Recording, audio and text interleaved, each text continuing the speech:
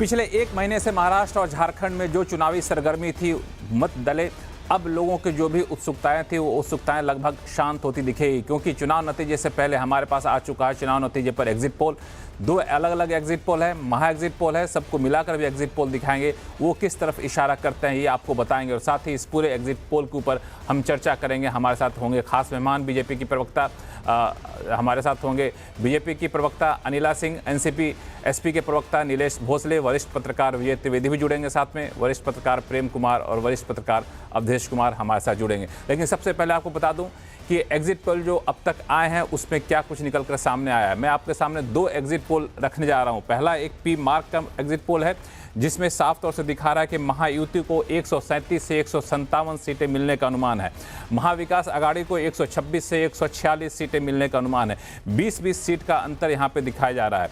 जो अन्य हैं उसमें 2 से 8 सीटें मिलने का अनुमान है। एक बार फिर से बता दूं कि महायुति को 137 से 157, महाविकास आघाड़ी को 126 से 146 के बीच में और अन्य को 2 से 8 के बीच में सीटें मिलने का अनुमान है। वोटिंग परसेंटेज में बहुत ज़्यादा अंतर नहीं है, सिर्फ 1% का अंतर है। महायुति को 42% वोट मिलने का अनुमान जताया जा रहा है, तो एमवीए को 41% वोट मिलने का अनुमान जताया जा रहा है। अन्य की भूमिका भी 17% के पास यहाँ पर दिखाई जा रही है। दूसरा है मैट्रिज को लेकर के, तो मैट्रिज पे जो अनुमान है वहाँ पे अनुमान थोड़े से अलग हैं। यहाँ पे महायुति को 150 से 170 सीटें देने का अनुमान जताया गया है, एमवीए को 110 से 130 सीटें देने का अनुमान जताया गया है, अन्य को 8 से 10 सीटें देने का अनुमान जताया गया है। दोनों में तुलना करें तो जहां पी मार्क ने महायुति को 137 से 157 सीटें देने का अनुमान जताया है, वहां पे मैट्रिज ने महायुति को 150 से 170 सीटें देने का अनुमान जताया है। एमबीए को जहां पी मार्क ने 126 से 146 सीटें देने का अनुमान दिया है, वहां पे मैट्रिज ने एमबीए को 110 से 130 सीटें देने का अनुमान दिया है। लेकिन अदर्स की संख्या मैट्रिज में ज़्यादा है। पी मार्क ने 2 से 8 अन्य सीटें का अनुमान दिया है, तो मैट्रिज ने 8 से 10 सीटें का अनुमान दिया है। तो मोटा मोटी बीच का आंकड़ा देखा जाए तो बीच के आंकड़े में आपको यहाँ पे 150 के आसपास दिख रहा है। एक तीसरा जो आया है वो आपको चाणक्य का, तो चाणक्य के जो आंकड़े हैं वो भी आपको बता दूं कि चाणक्य के आंकड़े में मेरे पास जो आंकड़े निकल करके आए हैं वो थोड़े से अलग हैं दोनों से। और उसमें चाणक्य में महायुति को 152 से 160 सीटें देने का अनुमान जताया गया है। जी हाँ, महायुति को 152 से 160 सीटें, वही महायुति जो अभी सत्ताधारी पार्टी है, भारतीय जनता पार्टी की अगुवाई में है, शिवसेना के एकनाथ शिंदे मुख्यमंत्री हैं। एमवीए को 130 से 138 सीटें अनुमान आने का अनुमान जताया गया है चाणक्य की तरफ से। अदर्स जो अन्य होंगे उनको 6 से 8 सीटें आने का अनुमान यहाँ पर दिया गया है। तो ये 3 अलग अलग हैं। पीपुल्स पल्स है, पीपुल पल्स के अगर आंकड़े को देखें तो ये अलग है आंकड़े। यहाँ पे महायुति को 175 से 195 जो है वो अनुमान दिया गया है। 175 से 195 सबसे ज़्यादा महायुति को सीट देने वाला एग्जिट पोल यही बता रहा है।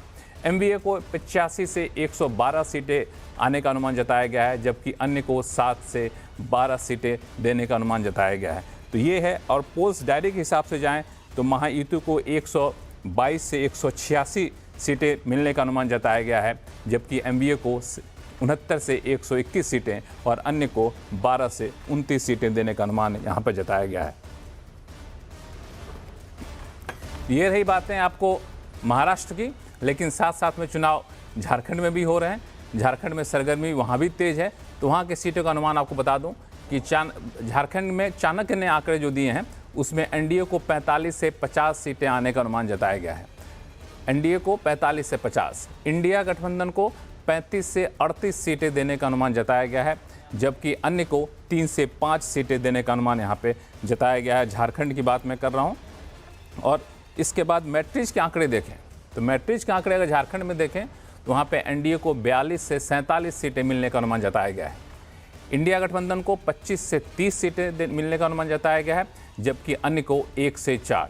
ये झारखंड के आंकड़े हैं। मैट्रिज के एग्जिट पोल आपको बता रहा हूं मैं। तीसरा है पीपुल पल्स। इस पे अगर देखें तो इसके आंकड़े थोड़े से अलग हैं।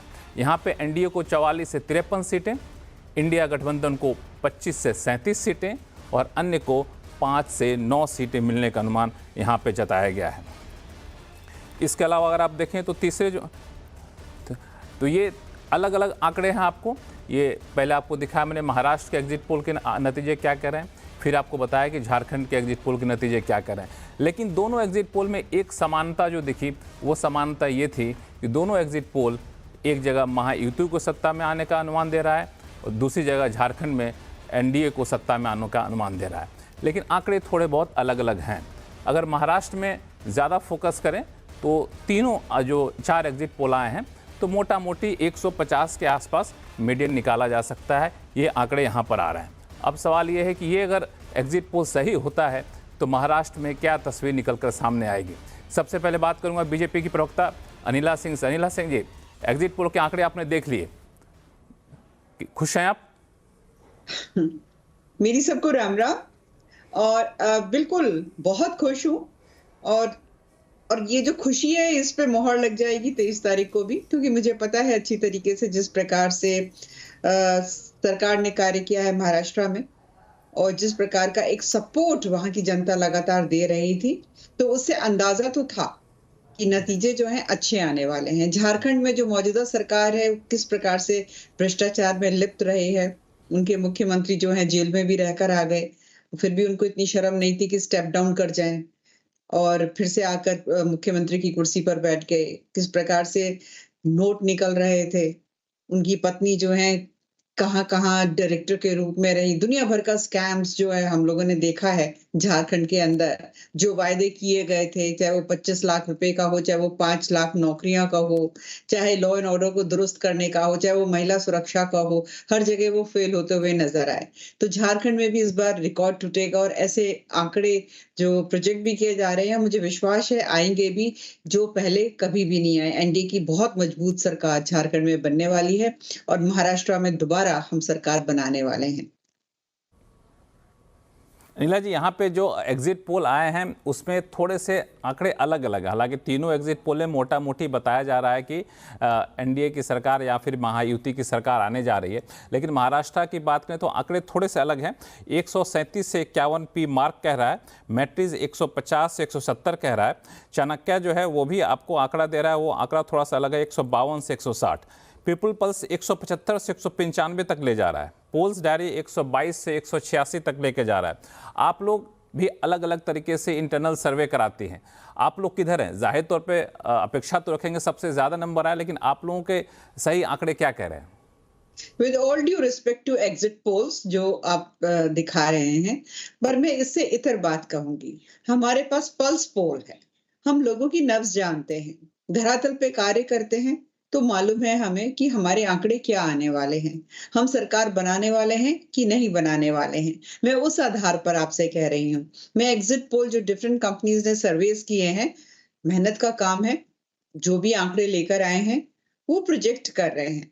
परंतु भारतीय जनता पार्टी की प्रवक्ता होने के नाते मैं वो बात कह रही हूँ कि जो महायुति है उसने अपने अपने खुद के भी सर्वेस कराए हैं, अपना खुद का भी कॉन्फिडेंस है कि किस प्रकार से लोग जो हैं उनको सपोर्ट और वोट कर रहे हैं। उसके आधार पर मैं कह रही हूँ कि सरकार हम दोबारा बना रहे हैं महाराष्ट्र में और रिकॉर्ड तोड़ जीत के साथ हम झारखंड में आ रहे हैं। नीलेश भोसले जी, एग्जिट पोल के सारे आंकड़े आपके सामने हैं, आप किस तरह से रिएक्ट करेंगे? नमस्कार। हम ये एग्जिट पोल के आंकड़ों में बहुत ज्यादा बिजी नहीं होना चाहिए, क्योंकि हम लोग जानते हैं कि एक बीजेपी ने और महायुति ने एक इंटरनल सर्वे कराया था कि जितने ज्यादा लोगों को लोगों ने लाभ देने का काम किया है, जो सरकारी योजना का फॉर्म भर रहे थे, उन्हीं से उन लोगों ने अपनी सैंपल साइज ली थी और उन्हीं के सैंपल के आधार पर वो अपना नंबर कहीं ना कहीं सत्ता बनाने के लिए हम लोग को दिखाने का काम कर रहे हैं। और ये बहुत जल्दबाजी होगी आज के तारीख में कुछ भी बोलना, लेकिन निश्चित रूप से महाराष्ट्र की जो पल्स है, महाराष्ट्र की जो नस है, वो अलग प्रकार की नस है। महाराष्ट्र स्वाभिमानी एक राज्य है जहाँ पे छत्रपति शिवाजी महाराज का पुतला गिराया गया, एक निकृष्ट दर्जे का, या एकदम जिसको बोलते हैं हम लोग बैड क्वालिटी कंस्ट्रक्शन करके छत्रपति शिवाजी महाराज, जिनको हम लोग अपने भगवान से भी ज्यादा ऊंचा मानते हैं, छत्रपति शिवाजी महाराज का जब स्टैचू गिरा, वो स्टैचू नहीं गिरा, वो महाराष्ट्र का स्वाभिमान गिरा था। और स्वाभिमानी महाराष्ट्र ने उस अस्वाभिमानी नेतृत्व के खिलाफ में कहीं ना कहीं जाके इस बार वोट किया। इस बार का वोट जो गिरा है वो महाविकास आघाड़ी के लिए नहीं, बल्कि महाराष्ट्र के स्वाभिमान के लिए गिरा है। महाराष्ट्र के स्वाभिमान के लिए बटन दबे है। और हमको इन आंकड़ों से आगे बढ़ के ऐसा लगता है कि हम लोग कहीं ना कहीं 165 से लेके 170 के बीच में रहेंगे। चाहूंगा मैं कितना बताया आपने? हेलो हेलो हेलो, एक 165 प्लस हमारा 165 प्लस नंबर रहेगा। 165 प्लस आपका नंबर रहेगा। अगर जब आप इतना स्पेसिफिक बता रहे हैं तो नीलेश जी, अगर आप ये भी बता सकें कि आपके जो गठबंधन में अलग अलग लोग हैं उनमें स्ट्राइक रेट क्या रहने वाला है, खास तौर से आपकी पार्टी का? मैंने अभी बोला आपको, 6 बजे हमारे चुनाव जस्ट अभी खत्म हुए हैं। थोड़ा सा हमको भी समय लगेगा थोड़ा स्टडी करने के लिए। जैसे आप अपने चैनल पे दिखा रहे हो और हम उसको अच्छा भी अगर मान ले, तो आप अगर देख रहे होगे तो 1% का या 2% का ही वोट शेयर यहाँ वहाँ आगे पीछे डिफ्लेक्शन दिख रहा है महाविकास आघाड़ी और महायुति में। तो कई सीटें ऐसे भी होती है जो 1000, 2000, 500, 2 से 5000 के बीच वाली भी रहती है। तो जब तक हम लोग ये ठीक तरीके से उस पर बातचीत नहीं करेंगे, हमारे लोगों से वहां का पोलिंग का स्टाइल क्या था वो हम लोग समझ नहीं पाएंगे। ट्रेंड इसलिए जब तक वो सेट हम लोग का क्लियर नहीं होगा तब तक मुझे लगता है ये बहुत ज्यादा जल्दबाजी होगी। कल सुबह तक हम लोग निश्चित रूप से ये बता पाएंगे कौन सी पार्टी कहाँ पे पहुंच रही है। लेकिन हमको इस बात का बेहद आनंद है कि जिस प्रकार से महाराष्ट्र में 2.5 साल पहले से अलग अलग पार्टियां फोड़ के छत्रपति शिवाजी महाराज के महाराष्ट्र को बदनाम करने का काम किया है बीजेपी ने, और जिस प्रकार से महाराष्ट्र के स्वाभिमान को बार बार ठुकराने का काम किया बीजेपी ने, महिलाओं पे बढ़ते बलात्कार, बदलापुर में अगर आप लोगों ने देखा होगा तो स्कूल में जाती हुई 5-7 साल की बच्ची पे बलात्कार होता है।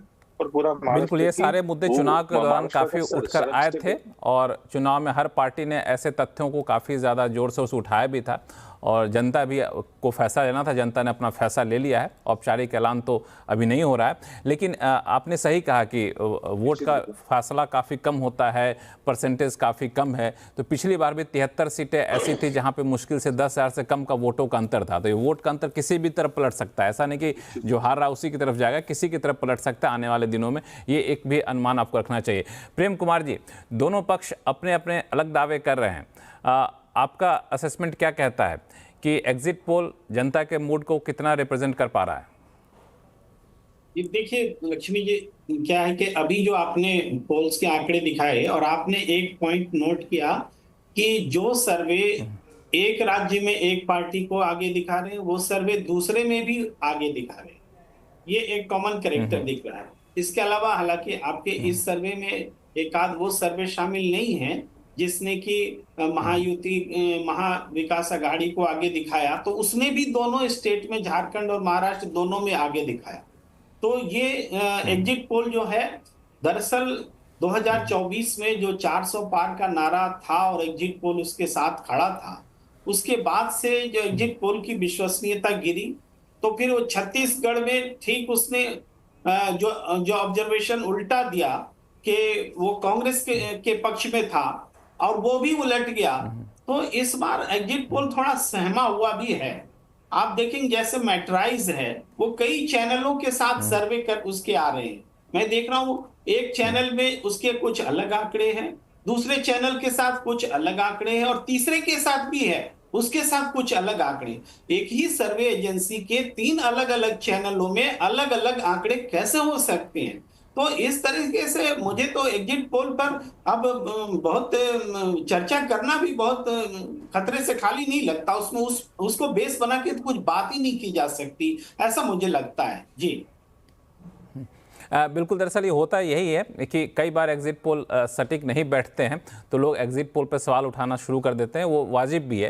हालांकि ऐसा नहीं कि एग्जिट पोल हमेशा से गलत रहा है, कई बार एग्जिट पोल सही भी होते हैं, कई बार एग्जिट पोल गलत भी हो जाते हैं। तो जनता जो वोट डालने जाती है तो किसी से ये तो पूछना मुश्किल होता है कि आप किसको वोट दे करके आ रहे हैं। तो वो अलग अलग तरीके से उनके संकेत को देखते हैं, उस संकेत के आधार पर एग्जिट पोल आता है। और एग्जिट पोल जाहिर तौर पर हो सकता है कि सही हो सकता है गलत हो, इस पर हम लोग अभी उतना नहीं चर्चा कर पाएंगे। नतीजे जब आएंगे 23 तारीख को तभी पता चलेगा। लेकिन एक मूड जरूर निकल के सामने आता है कि जनता का मूड किधर है, क्योंकि जिस तरीके से लोकसभा चुनाव के नतीजे आए थे उसके बाद ही ये लग रहा था कि बीजेपी बहुत ज़्यादा कोर्स करेक्शन में है और कोर्स करेक्शन में कई सारे कदम भी उठाए और विपक्षी पार्टियों ने भी कई सारे कदम उठाए।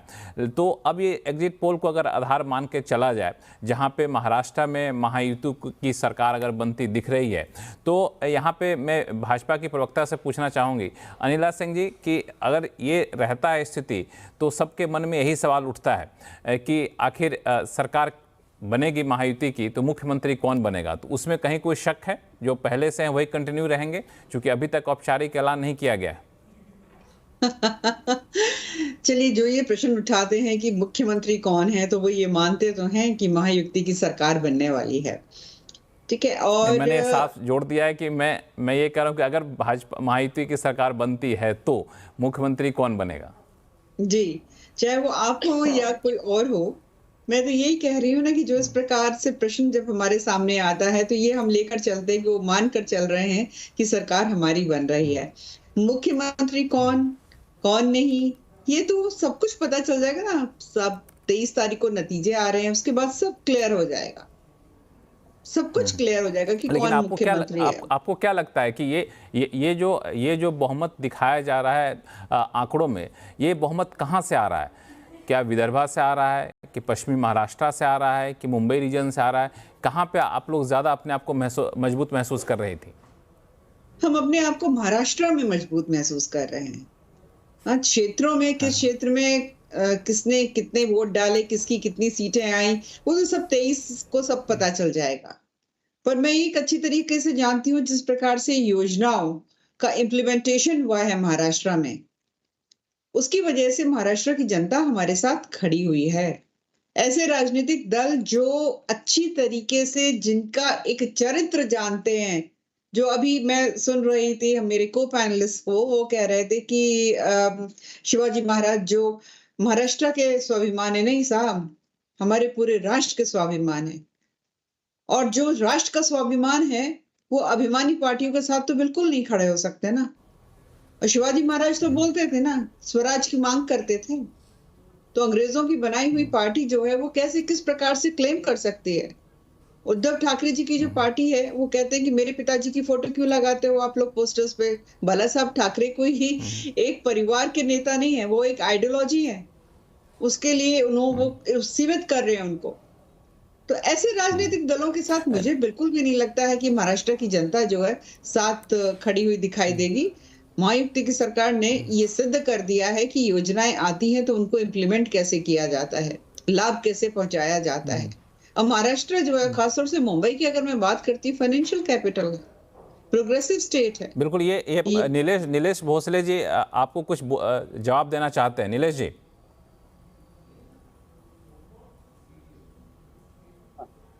देखिए, मैं बड़े आदरपूर्वक आप लोगों से कहना चाहूंगा कि छत्रपति शिवाजी महाराज को हमने पहले भी कहा कि हम भगवान से ऊंचा स्थान मानते हैं उनका।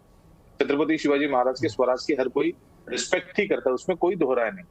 लेकिन जब छत्रपति शिवाजी महाराज का स्टैचू बनाया गया, उसका अनावरण, जिसको इनॉग्रेशन कहते हैं, वो नरेंद्र मोदी जी के हाथ से किया गया, और 6 महीने के अंदर वो 100 फीट का स्टैचू जब गिर जाता है, उस वक्त जो हमारे दिल में दर्द हुआ, उसका बदला लेने के लिए हम लोगों ने बटन दबाया। आप बात करती है बाला साहब ठाकरे जी की, मैडम आपको बता दें कि बाला साहब ठाकरे ने अपना खून पसीना करके जो पार्टी बनाई, उस पार्टी से उनके बेटे को बेदखल करने का काम बीजेपी करती है। उस चीज को अगर आप कहते हैं कि हम लोग अहंकारी लोग हैं, अभिमानी लोग हैं, तो मैडम आपके नेता मोदी जी और आपके नेता अमित शाह जी अगर लोगों के घर फोड़ेंगे, तो आप बताइए हमको किसके साथ में रहना चाहिए? जिस पार्टी से हम लोग आते हैं, जहां शरद चंद्र पवार साहब ने अपनी खून और पसीना एक साथ करके राष्ट्रवादी कांग्रेस पार्टी का गठन किया, गठन करने के बाद में पिछले 1999 से लेके 2023 तक चलाई, उसमें से अजीत पवार को आप साइड में लेके पूरी पार्टी आप अपने ताबे में ले लेते हैं, कब्जा कर लेते हैं, उस पर इलीगल पोजीशन कर लेते हैं, और उसको बीजेपी सपोर्ट करती है। तो आप बताइए हमें, हम कौन से नजर से आपको देखेंगे? आप पार्टियां चुराने वाले लोग हैं, आप घर के बच्चे चुराने वाले लोग हैं, और आप महाराष्ट्र को बेइज्जत करने वाले लोग हैं। इसलिए महाराष्ट्र के लोगों ने इस बार बड़ी ताकत के साथ में बटन दबाते समय एक चीज ध्यान में रखिए कि छत्रपति शिवाजी महाराज ने क्या कहा था, कि छत्रपति शिवाजी महाराज कहते थे कि महाराष्ट्र कभी भी दिल्ली के सामने झुकेगा नहीं, और वही वाक्य हम लोगों ने सिद्ध करने के लिए इस बार बड़े ताकत के साथ में महाविकास आघाड़ी को बटन दबाने का काम किया। नीलेश भोसले जी, मैं इस मुद्दे पर आऊंगा आगे चल के। हमारे साथ वरिष्ठ पत्रकार विजय त्रिवेदी जी जुड़ चुके हैं। विजय जी नमस्कार। हम लोग चर्चा कर रहे थे एग्जिट पोल पर। एग्जिट पोल के आंकड़े आपने अब तक देख लिए होंगे, तो क्या माना जाए, ये आंकड़े के आसपास ही नतीजे रहने चाहिए? बहुत ज़्यादा परिवर्तन की गुंजाइश आपको नहीं दिख रही, चूँकि आप काफ़ी पैनी नज़र बनाए रखे थे इस इलेक्शन पे। देखिए, जो इस चुनाव के नतीजों में सबसे बड़ी बात होगी कि भारतीय जनता पार्टी की परफॉर्मेंस क्या रहती है। क्या वो 100 सीट्स के करीब पहुंचती है, उसको क्रॉस करती है?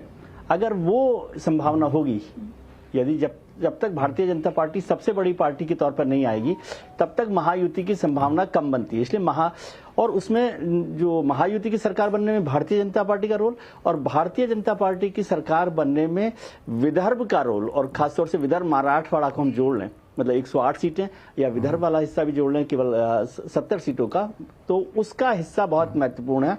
और उसमें दो लोगों का रोल जो है वो बहुत महत्वपूर्ण है, देवेंद्र फडणवीस साहब का और योगी आदित्यनाथ का। तो योगी आदित्यनाथ का जो नारा है बटेंगे कटेंगे वाला, उसका असर कितना होता है वो विदर्भ से दिखाई पड़ेगा। और देवेंद्र जी ने कितनी मेहनत की, क्योंकि उन्होंने जाहिर है बहुत मेहनत इस पूरे चुनाव में की है, तो वो कितना मदद करता है। और यदि कोई कमजोर कड़ी बना सरकार महायुति की बनने में, रुकने में, तो वो अजीत पवार साहब की पार्टी कितने बड़े रोल अदा करती है, उससे तय होगा कि किस तरह से ये काम हो रहा है। क्योंकि पूरी पार्टी लगी रही बटेंगे कटेंगे नारे को जोड़ती रही। हालांकि बहुत सारे जो पार्टी के ही बड़े नेता हैं वो उसमें सहमत नहीं हुए। मोटे तौर पे लग रहा है कि महायुति जो है लोकसभा से बेहतर परफॉर्म करेगी, बेहतर परफॉर्म करी, क्योंकि लोकसभा के आधार पर जो आंकड़े निकाले गए थे उससे अलग एग्जिट पोल के नतीजे यहाँ पे आ रहे हैं। लेकिन विजय त्रिवेदी जी ने बहुत अच्छी बात कही कि ये काफ़ी निर्भर करेगा कि भाजपा कितनी मजबूत होकर के उभरती है। तो भाजपा के मजबूत होकर उभरने के बाद बहुत सारी चीज़ें निर्भर करती है। उसके बाद भी अगर कहीं बहुमत से दूर रहती है महायुति, तो फिर सवाल उठता है कि क्या उद्धव ठाकरे के आने की गुंजाइश कितनी बनी रहती है। ये एक बड़ा सवाल होगा। अनिला सिंह जी। मैं जो मेरे को पैनलिस्ट हैं उन्होंने दो बात यहाँ पर कही है। इन्होंने भारतीय जनता पार्टी के ऊपर आरोप लगाया कि हम पार्टी चोर हैं। ठीक है, अपना घर संभलता नहीं, आरोप जो है दूसरों पे लगाते हैं। और आप भूल गए हैं स्वर्गीय बाला साहब ठाकरे जी ने क्या कहा था कि मैं अपनी पार्टी को खत्म कर दूंगा, परंतु कभी भी कांग्रेस के साथ समझौता नहीं करूंगा। और सत्ता की लोलुपता में उद्धव ठाकरे जी जो हैं कांग्रेस की गोद में बैठ गए। ठीक है, आप हमें ना बताएं, हमें ना पाठ पढ़ाएं किस प्रकार से, चाहे वो एनसीपी है चाहे वो शिवसेना है, अपनी पार्टी नहीं संभाल पाए शरद पवार जी, अपनी पार्टी नहीं संभाल पाए उद्धव ठाकरे जी। आरोप आप हम पर लगाते हैं और आप देख लीजिएगा, नतीजे आने दीजिए कि जो महायुति है, चाहे वो शिंदे जी के नेतृत्व में हो चाहे वो अजीत पवार जी के नेतृत्व में हो, जो हमारे घटक दल हैं हमारे साथ हैं, किस प्रकार से हम मिलकर फिर से यहाँ पे सरकार बनाने जा रहे हैं। महाराष्ट्र की जनता ने, मैंने जो सवाल पूछा आपने उसका जवाब नहीं दिया। मेरा सवाल ये था कि अगर किसी भी सूरत में ऐसा होता है कि बहुमत के आंकड़े से कम रह जाते हैं, तो उद्धव ठाकरे के वापस आने के लिए दरवाजा खुला रहेगा? नहीं, हम आंकड़े से कम आ ही नहीं रहे हैं, बहुत ज्यादा आगे जा रहे हैं।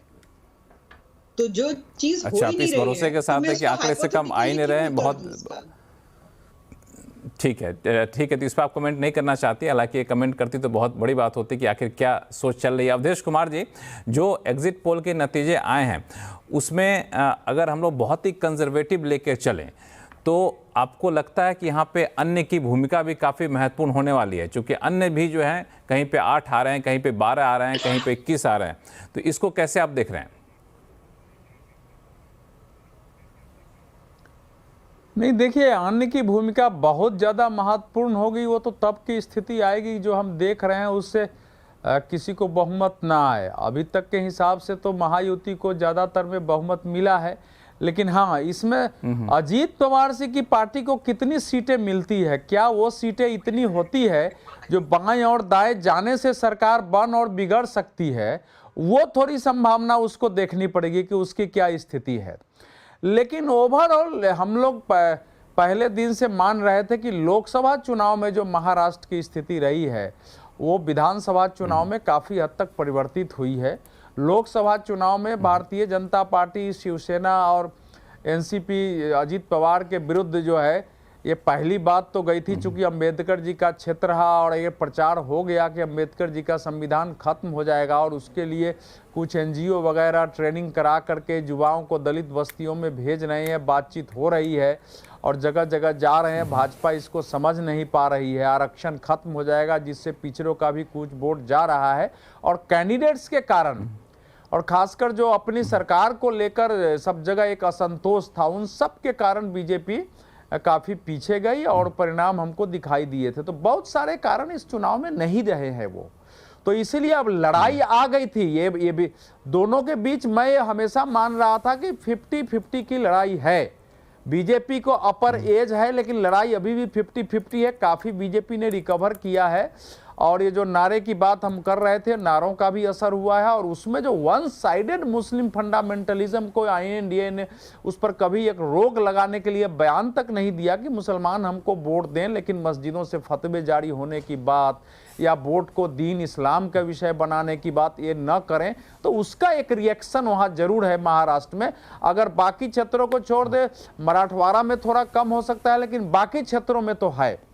तो इसीलिए अतिरिक्त की भूमिका इसमें बहुत ज्यादा तभी होगी जब एकदम से कांटे पर मामला रहे और अजीत पवार बाएं दाएं जाने की स्थिति में रहे। आपने एक बहुत महत्वपूर्ण बात कही कि अजीत पवार कितने मजबूत होकर के उभरते हैं। अजीत पवार के जो बयान आप देखें, खास तौर से जब सुप्रिया सुले पे आरोप लगे उसके बाद भी ऐसा लगा कि परिवार से अलग तो हो गए हैं दोनों, लेकिन उस तरीके की तीखेपन, उस तरीके की बिल्कुल नोक झोंक वाली स्थिति सार्वजनिक तौर पर कहीं नहीं आई। और यहाँ तक कि जब अजीत पवार ने अलग अलग बैठकों की बात की तो वहाँ भी कहा कि शरद पवार उन बैठकों में मौजूद थे। तो मुझे लगता है कि दोनों के बीच में रिश्ते इस हद तक बिगड़ नहीं गए हैं जहां से वापस आने का रास्ता बंद हो जाता है। तो ये इसी वजह से इस तरह की अटकलें लगाई जा रहे हैं। नीलेश भोसले जी क्या कहेंगे ऐसे अटकलों पर? अजीत दादा निश्चित रूप से इस बार बैकफुट पे खेलते हुए दिखे। वो हर बार अपने आप को जता रहे थे, बता रहे थे कि भाई हम पवार साहब के विरोध में नहीं है, क्योंकि वो जानते हैं कि महाराष्ट्र में पवार साहब एक बड़े कद्दावर नेता है। उनको प्यार करने वाले लोग शायद उनकी पार्टी की जो विचारधारा उसको पसंद नहीं करते होंगे, लेकिन पवार साहब से स्पेसिफिकली प्यार करने वाले लोगों की तादाद बड़ी है। और पिछले बार जो अमित शाह जी, मोदी जी ने पवार साहब के अगेंस्ट में बात की, वो महाराष्ट्र के स्वाभिमान के विरोध में थी और निश्चित रूप से उसी के कारण हम लोगों को कहीं ना कहीं 35+ सीट्स यहाँ पे लोकसभा में मिलेगी। और इस बार इसीलिए अजीत दादा कहीं ना कहीं बैकफुट पे खेल रहे थे, पवार साहब के बारे में पॉजिटिव बातें कर रहे थे, कहीं ना कहीं इमोशनल हो रहे थे, बता रहे थे कि भाई मैंने अपनी बीवी को अपनी बहन के विरोध में इलेक्शन लड़ा के गलती की, मोदी जी का सुन के सही या बीजेपी का सुन के सही। वो हर तरीके से बताने की कोशिश कर रहे थे कि मैं फंस गया था पिछले बार, लेकिन इस बार मैं स्टेबल हूँ और महाराष्ट्र के हित में बात कर रहा हूँ। और लोगों को ये चीजें समझ में आ रही थी कि दादा बैकफुट पे है। बीजेपी ने जिस प्रकार का रवैया उनके साथ में किया, उनको 40-50 सीट देके हालांकि इसको आप बैकफुट का नाम दे रहे हैं विजय त्रिवेदी जी, इसको बैकफुट का नाम देना कितना सही होगा या फिर ये कहें? नहीं बैकफुट गलत। देखिए ऐसा है कि बैकफुट कहना ठीक नहीं है। अजीत पवार जी को अपनी पॉलिटिक्स करनी है तो उनको अपना वोट बैंक बचाए रखना होगा। अगर कंप्लीट बीजेपी के और शिवसेना के वोट बैंक पर निर्भर हो गए या उनकी पहचान उसी में खत्म हो जाएगी तो उनकी तो फिर उनका महत्व नहीं रहेगा। इसलिए उन्होंने एक आधे स्टैंड, चाहे वो नवाब मलिक उनकी बेटी को टिकट देने के मामले में लिया है, लेकिन अभी ये सिचुएशन नहीं है कोई बीजेपी शिवसेना से उनकी नाराजगी कोई हो, ऐसा कोई बात उसमें आई नहीं है ऐसी। हाँ, मैं ये कह रहा हूं कि आगे सरकार बनने के समय अगर वो स्थिति बनती है। दूसरी बात जो आपने कहा था, देखिए शरद पवार जी ने तो पूरी स्थिति कर दी है कि अजीत पवार की पार्टी को हमको खत्म करना है, अपने पोते को उनके खिलाफ लड़ा देना, स्वयं उनके प्रचार में जाना। तो अजीत पवार जो भी बोले ना कि शरद पवार को लगा है कि हमको तो प्रतिशोध है, उस सीमा तक हमको जाना है। उन्होंने पूरी कोशिश की है और दोनों के बीच परिवार को लेकर के हमने द्वंद्व भी देखा है। तो ये तो मैं नहीं कहूंगा, लेकिन सत्ता आने के समय ये संभव है। नीलेश भोसले जी कुछ जोड़ना चाहते हैं आपकी बातों पे? तो हम नीलेश भोसले जोड़ना चाहते हैं कुछ? आपको बताना चाहूंगा कि अजीत पवार की पार्टी नहीं है, ये पार्टी पवार साहब की है, जो कलित तरीके से अजीत पवार ने हड़प की है, और वो भी मोदी, शाह और बीजेपी के ताकतवरों के साथ में मिलके। ये पार्टी अजीत पवार जी की नहीं है। आज चुनाव खत्म हो गया, लेकिन जो हमारा है, हमारे साहब ने, पवार साहब ने खड़ी की है, वो पार्टी हमारी है, वो अजीत पवार की पार्टी नहीं है। बिल्कुल। अनिला सिंह जी, इस पवार वर्सेस पवार का मामला जो है, आपको लगता है कि चुनाव के नतीजे आने के बाद भी काफ़ी महत्वपूर्ण भूमिका निभाएंगे नई सरकार बनने में, अगर आंकड़े थोड़े बहुत ऊपर नीचे हो जाते हैं तो? ऐसे में भाजपा का रुख क्या रहने वाला है? आंकड़े बिल्कुल भी ऊपर नीचे नहीं होने वाले हैं। महाराष्ट्र की जनता आप तो ने बिल्कुल अड्डी हैं कि आंकड़े ऊपर नीचे होने ही नहीं वाले हैं। बिल्कुल सरकार हम बना रहे हैं। 1 ट्रिलियन की इकॉनमी वाली सरकार बनेगी, जो महाराष्ट्र की जो इकॉनमी है उसको और ज्यादा मजबूत किया जाएगा।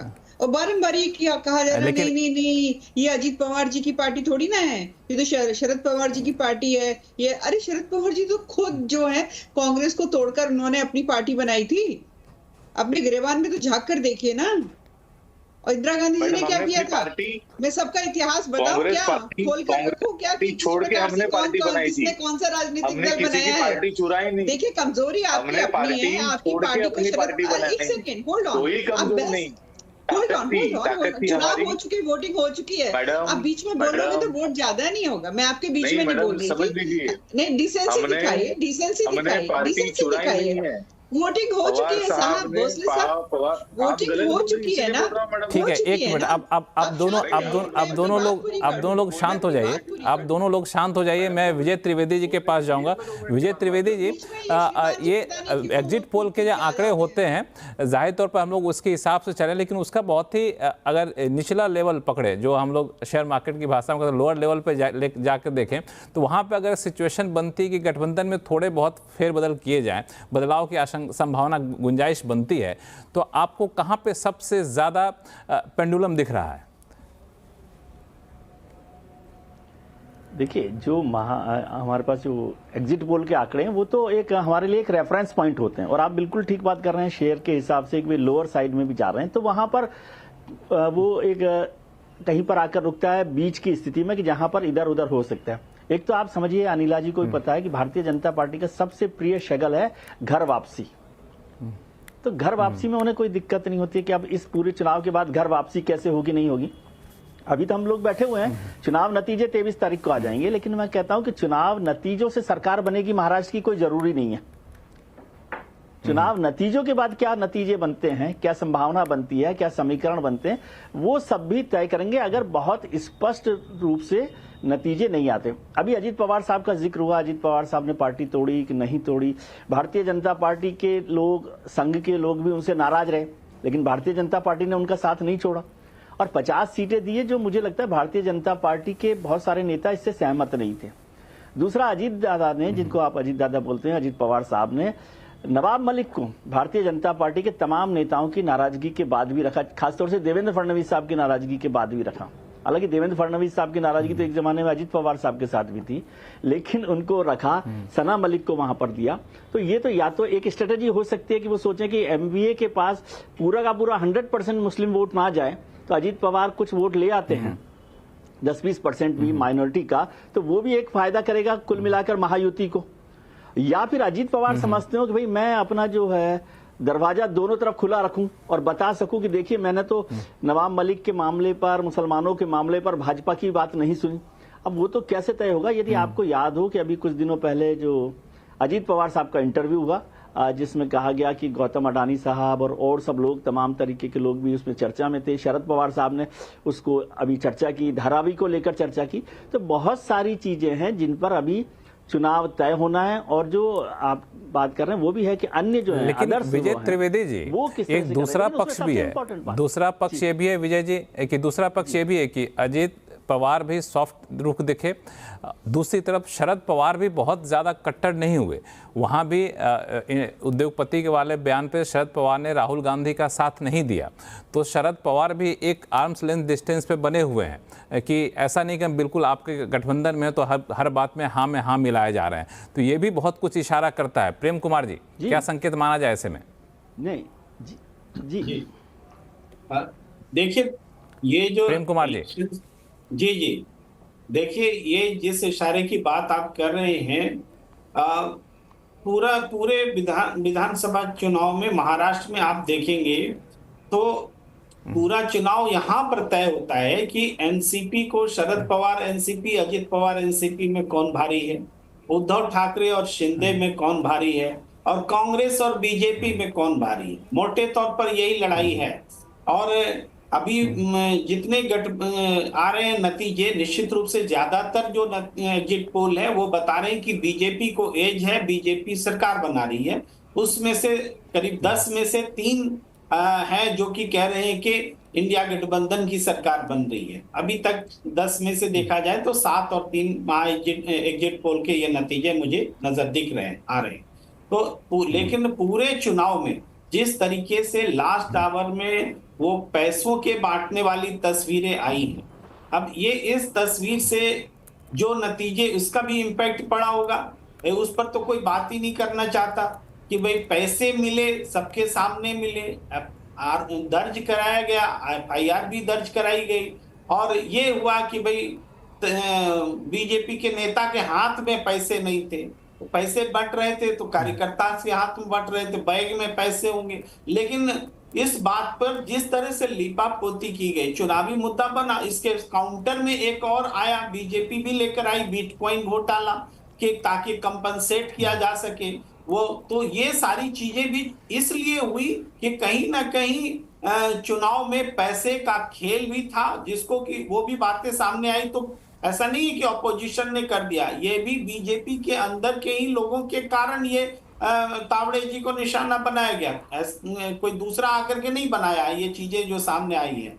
और उसके बाद जो बीजेपी काउंटर अटैक दे रही है बिटकॉइन वाला ये करके, वो पूरा इसका सेंस ये है कि पार्टी कहीं ना कहीं डरी हुई है, अब भी डरी हुई है कि वो सत्ता में आएगी कि नहीं आएगी। तो ये परसेप्शन का खेल खेला जा रहा है, और अब कहीं ना कहीं एग्जिट पोल भी परसेप्शन के खेल का हिस्सा बन चुका है। जी अनिला सिंह जी, आप एक रिएक्शन दे दीजिए इनके कमेंट पे, फिर मैं जाऊंगा अवधेश जी के पास। जी, आप चूंकि उंगली उठा रहे थे, आप कुछ बोलना चाहती हैं। जी, not a bit of proof is there कि जो विनोद तावड़े जी का ये आरोप लगा रहे हैं कि विनोद तावड़े जी के पास पैसा था, विनोद तावड़े जी जो है पैसे बांट रहे थे, भाई वहां पर कहाँ आपके पास प्रूफ है? कहीं तो कुछ तो दिखाओ कि विनोद तावड़े जी पैसे लेकर आए हैं, विनोद तावड़े जी पैसे बांट रहे हैं, कुछ नहीं। और जो सुप्रिया सुले जी, नाना पटोले जी, जो जिनकी जो ऑडियो क्लिप्स खूब वायरल हुई हैं, जो कह रहे हैं कि भाई वो जो एजेंट है, शायद गौरव नाम है उसका, कि दुबई जाओ, दुबई से पैसा लेकर आओ, मेरे बिटकॉइन जो क्रिप्टो करेंसी है, मुझे पैसा चाहिए, चुनाव आने वाला, वो पैसा कहाँ इस्तेमाल करना चाह रही थी सुप्रिया सुले जी भाई? और दोनों केसेस बिल्कुल डिफरेंट है। एफआईआर लॉन्च हुई है, बहुत अच्छी बात है। चुनाव आयोग को भी बिल्कुल जांच करना चाहिए, इन्वेस्टिगेट करना चाहिए। हाँ, कि ये अचानक से आप देख रहे हैं कि एकदम रेड करते हैं, बहुत सारे बाहर के लोग आके पैसे को लहराने लगते हैं और कहने लगते हैं अरे विनोद तावड़े जी के पैसे। चुनाव से पहले इस तरह के आरोप प्रत्यारोप, इस तरह की घटनाएं बहुत आम हो गई हैं। चुनाव पर इसका कितना असर पड़ता होगा वोटर पे, वो तो अवधेश जी आपका क्या मानना है कि इस तरह की घटनाओं का वोटर कितना गंभीरता से लेता है?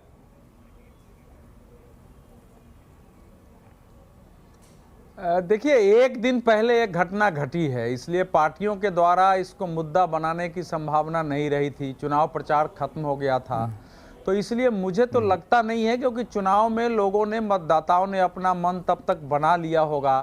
अब पालघर में चूंकि वो बहुजन विकास अघाड़ी जो है वो उसका अपना क्षेत्र है, और वहाँ के तो उस 3 सीट पर उसका है भी स्टेक है, वो लोग घुसे हैं अंदर।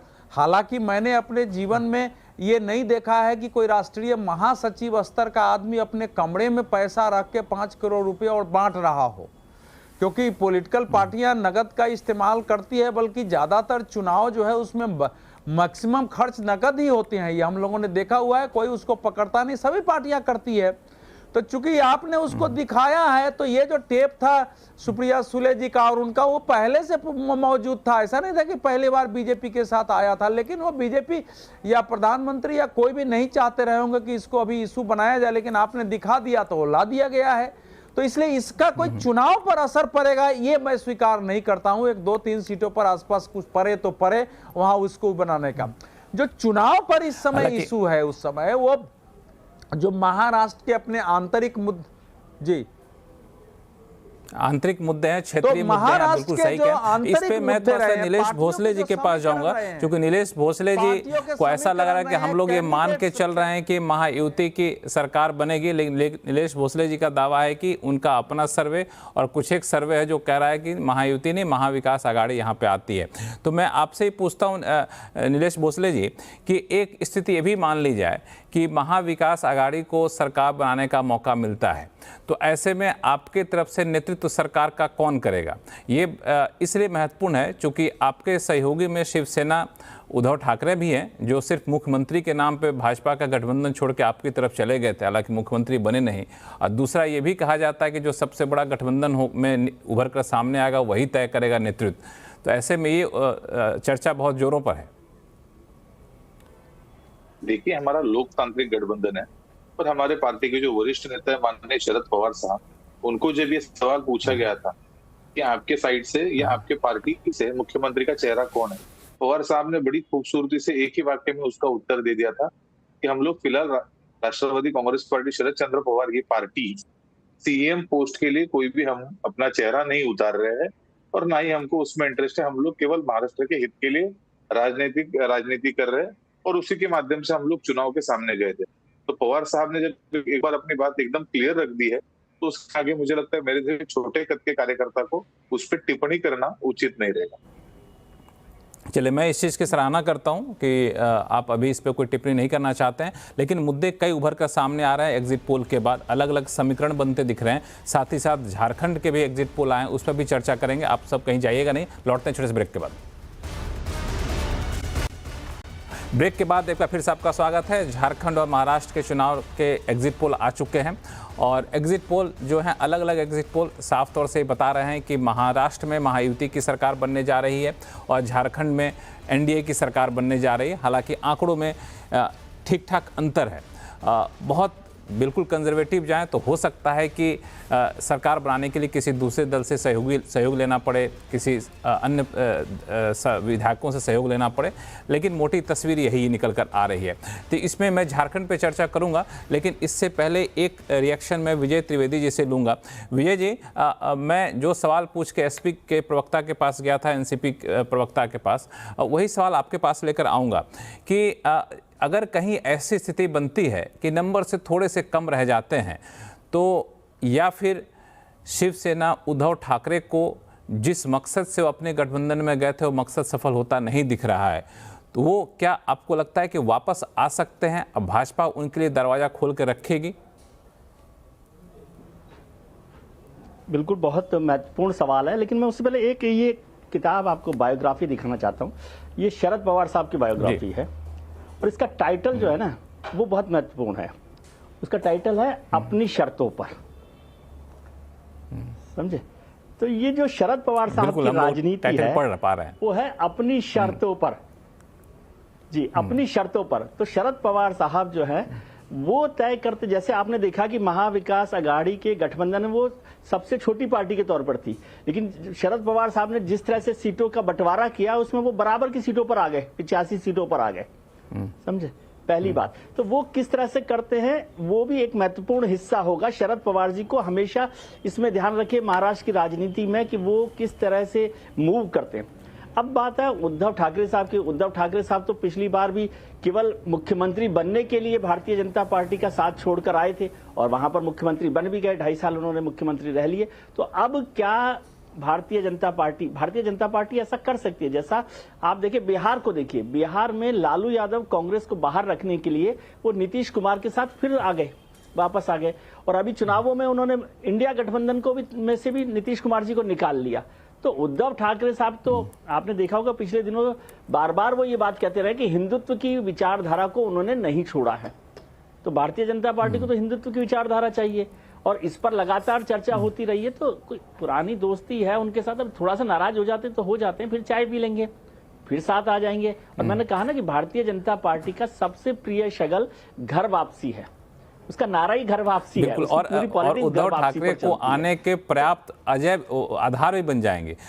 उनके उधर जाने के तो एक ही आधार था मुख्यमंत्री, भारतीय जनता पार्टी के पास वापस आने के बहुत सारे आधार हैं, हिंदुत्व हैं, बाकी सारी चीज़ें हैं जो आधार हैं। और आपने जो शरद पवार वाली बात कही, तो शरद पवार वाली बात आपने कही कि अपनी शर्तों पर, तो मुझे याद आ गया उस टाइम मैं वो कृषि मंत्री थे, मैं रिपोर्टिंग करता था, तो वो यूपीए में थे, तो वहाँ भी जो नीतियाँ बनती थी, जो बातें होती थी, फैसले होते थे, तो ये अपनी शर्तों पे सारी चीज़ मनवा लिया करते थे। ये इनकी खासियत भी रही है, एक कद्दावर नेता भी हैं, तो कोई इनकी बातों को जल्दी टालता है नहीं। तो ये सारी बात रही महाराष्ट्र को लेकर। झारखंड को भी हम लोग दरकिनार नहीं कर सकते, क्योंकि झारखंड और महाराष्ट्र के विधानसभा चुनाव के नतीजे जो हैं वो आपको आगे की केंद्र सरकार की रणनीति, केंद्र सरकार की पॉलिटिक्स को भी काफ़ी ज़्यादा प्रभावित करेंगे। तो झारखंड पर चर्चा करेंगे, एक छोटे से नज़र डाल लेते हैं झारखंड में क्या कहते हैं एग्जिट पोल के नतीजे। जो चाणक्य के आंकड़े हैं उसके हिसाब से झारखंड में एनडीए को 45 से 50, इंडिया को 35 से 38 और अन्य को 3 सीटें मिलने के यहाँ पे अनुमान जताए जा रहे हैं, 3 से 5 सीटें। मैट्रिज कह रहा है 42 से 47 एनडीए को, इंडिया को 25 से 30 और अन्य को 1 से 4 सीटें। और पीपुल्स पल्स कह रहा है 44 से 53 एनडीए को, इंडिया को 25 से 37 और अन्य को 5 से 9। एक्सिस माई इंडिया का जो एग्जिट पोल है वो अभी भी जुड़ा है, उसके हिसाब से झारखंड में एनडीए को 25 सीटें आ सकती हैं, इंडिया को 53 सीटें आ सकती हैं। हाँ, ये यहाँ पे ध्यान देने वाली बात है। एक्सिस माई इंडिया के हिसाब से एनडीए को 25 सीटें, इंडिया को 53 सीटें आ सकती हैं, अन्य को 3 सीटें आ सकती हैं। तो एक्सिस माई इंडिया की गठबंधन सरकार को वहाँ पे झारखंड में कमान सौंपने की बात कर रहा है। जेवीसी के जो आंकड़े हैं वहाँ पे एनडीए को 40 से 44, इंडिया को 30 से 40 और अन्य को 1 दे रहा है। तो यहाँ पे जो आंकड़े हैं झारखंड के वो इसमें तो मिले हुए आ रहे हैं यहाँ पे। अनिला सिंह जी, झारखंड में क्या कहेंगे? झारखंड में भी आपका रुख वही रहेगा जो महाराष्ट्र में है, या फिर झारखंड में आपको लगता है कि पासा थोड़ा सा पलट सकता है या फिर बीच का रह सकता है मामला? झारखंड में 50+ सीटों के साथ हम जीतेंगे, आप देखिएगा। रिकॉर्ड बनेगा, नया रिकॉर्ड बनने वाला है। हालांकि 50+ सीटें तो मैं देख रहा हूँ किसी भी एग्जिट पोल में आपको दिया नहीं जा रहा है, बहुत दे रहे हैं। तो चाणक्य दे रहा है जो आपको 45 से 50 यहाँ पर दे रहा है। विजय त्रिवेदी जी, क्या लगता है झारखंड में ये तो करिए 50+ लेके आएंगे? देखिए, अनिला जी की बात पे क्यों आप शक करते हैं? वो दोनों जगह सरकार बनवा रही हैं, आपको एग्जिट पोल की भी परेशान नहीं होना चाहिए था। अनिला जी की बात को मानना चाहिए।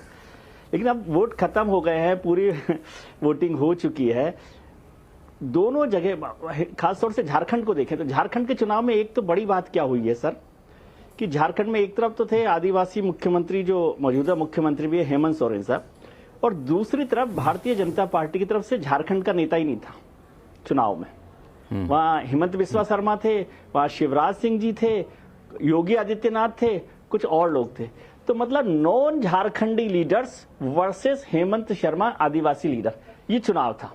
ईमानदारी की बात देखें तो बाबूलाल मरांडी साहब का नाम आप मुझे याद दिलाएंगे, ये तो सबसे बड़ा फैक्टर था। ये सबसे बड़ा फैक्टर था, मुझे लगता है। अब तो मैं 1 मिनट विजय त्रिवेदी जी, अवधेश जी का रिएक्शन लेता हूँ इस पे, चूंकि आपने बहुत बड़ी बात आपने कही कि झारखंड में जो आदिवासी के अस्मिता की बात की जाती थी, क्षेत्रीय चीज़ें वहाँ पे ज़्यादा हावी रहती हैं। हालांकि कोशिश ये की गई वहाँ पे उसको बाहर के लोगों के आने वाले मुद्दे को उठा करके कि उसको एक अलग रंग दिया जाए, लेकिन वो कितना असर जमीन पर दिखा? अवधेश जी। प्रेम अवधेश जी हमारे साथ संपर्क बनिए, प्रेम जी हमारे साथ हैं। प्रेम जी, यही सवाल मैं आपको लेकर के आपके पास आऊँगा कि झारखंड में जो समीकरण है, जो विजय त्रिवेदी जी कह रहे थे, बखूबी बता रहे थे, आपको लगता है वो समीकरण ज़्यादा हावी कर गया है यहाँ पे, और भारतीय जनता पार्टी से ज़्यादा बेहतर जो है यहाँ पे इंडिया गठबंधन की तस्वीर मजबूत दिख रही है?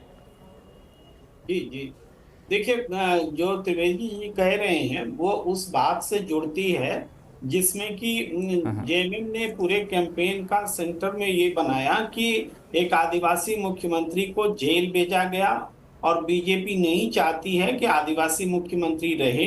वो इनको हटा के किसी गैर आदिवासी को मुख्यमंत्री बनाना चाहती है, और जल जंगल जमीन पर खतरा है, अंबानी अडानी को दिया जा सकता है, उसके लिए ये सरकार बनाना चाहती। ये जेएमएम के कैंपेन का मूल थीम था, और इसको लेके कल्पना सोरेन का एक लीडरशिप उभरा इस पूरे दौर में। वो सबसे ज्यादा भीड़ जुटाऊ नेता के रूप में दिखी, और चूंकि हम ये देख रहे हैं कि पहले दौर में जो चुनाव हुए थे, अभी दूसरे दौर का वो आंकड़ा नहीं मालूम, तो लेकिन पहले दौर में 43 सीटों में 37 सीटों पर महिलाओं ने ज्यादा वोट किया, और एक एक सीट तो ऐसी भी है कि जहां 20,000 से ज्यादा महिलाएं मतदान की हैं पुरुषों के मुकाबले। तो ये फैक्टर क्या कल्पना सोरेन से के वजह से पैदा हुआ, या वो मैया योजना की वजह से पैदा हुआ, या कि बीजेपी के उस कैंपेन से हुआ कि आदिवासी महिलाएं मुसलमानों के डर से डरी हुई है, इसलिए महिलाएं जाकर के ज्यादा वोट कर रही हैं कि उनकी बेटी खतरे में है। ये जरूर आप आकलन की बात हो सकती है, लेकिन महिलाओं का ज्यादा मतदान करना एक बहुत बड़ा फैक्टर उभर कर सामने आया है। और मेरा अपना मानना है कि जैसे बीजेपी के जो भी आदिवासी नेता हैं वो नॉन आदिवासी सीट खोज रहे थे, आदिवासी सीट पर, एसटी सीट पर लड़ना नहीं चाह रहे थे। अर्जुन मुंडा नहीं लड़ने को तैयार हुए, अपनी पत्नी को उन्होंने फिर आगे किया, उनको टिकट मिला। तो हम ये कह रहे हैं चंपाई सोरेन भी अपनी सीट नहीं जीतेंगे, ये मैं आज कह रहा हूँ ऑन रिकॉर्ड, मेरा अपना मानना है। उनके बेटे के भी चुनाव जीतने के आसार नहीं है, और अर्जुन मुंडा जी की पत्नी भी नहीं जीतेंगी। मैं उस पूरे कोल्हान इलाके में मैं रहता भी हूँ। ठीक है, इस पे मैं अनिला सिंह जी का भी रिएक्शन लूंगा, लेकिन उससे पहले मैं अवधेश जी से संपर्क करता हूँ, हमारे साथ जुड़ गए हैं वापस से। अवधेश कुमार जी, जो झारखंड के एग्जिट पोल के नतीजे आ रहे हैं उसमें बिल्कुल एक तरफा कहना थोड़ा सा मुश्किल लग रहा है। हालांकि ज़्यादातर एग्जिट पोल एनडीए की सरकार बना रहे हैं, लेकिन कुछ एग्जिट पोल ऐसे भी हैं जो वहाँ पे इंडिया की सरकार, इंडिया गठबंधन की सरकार बना रहे हैं, जिसमें एक्सिस माई इंडिया है जो कह रहा है कि 53 सीटें मिलने वाले इंडिया गठबंधन को, और एनडीए को सिर्फ 25 सीटें मिलेगी। क्या आपको लगता है कि भाजपा जो आदिवासी के क्षेत्रीय चीज़ें थी उनको एक तरह से सबको साथ मिलकर चलने की जो कोशिश की भाजपा ने, वो कोशिश बहुत हद तक सफल नहीं हो पाई, और आदिवासी जो है आदिवासी नेता के साथ ही जुड़े रह गए, कहना सही होगा?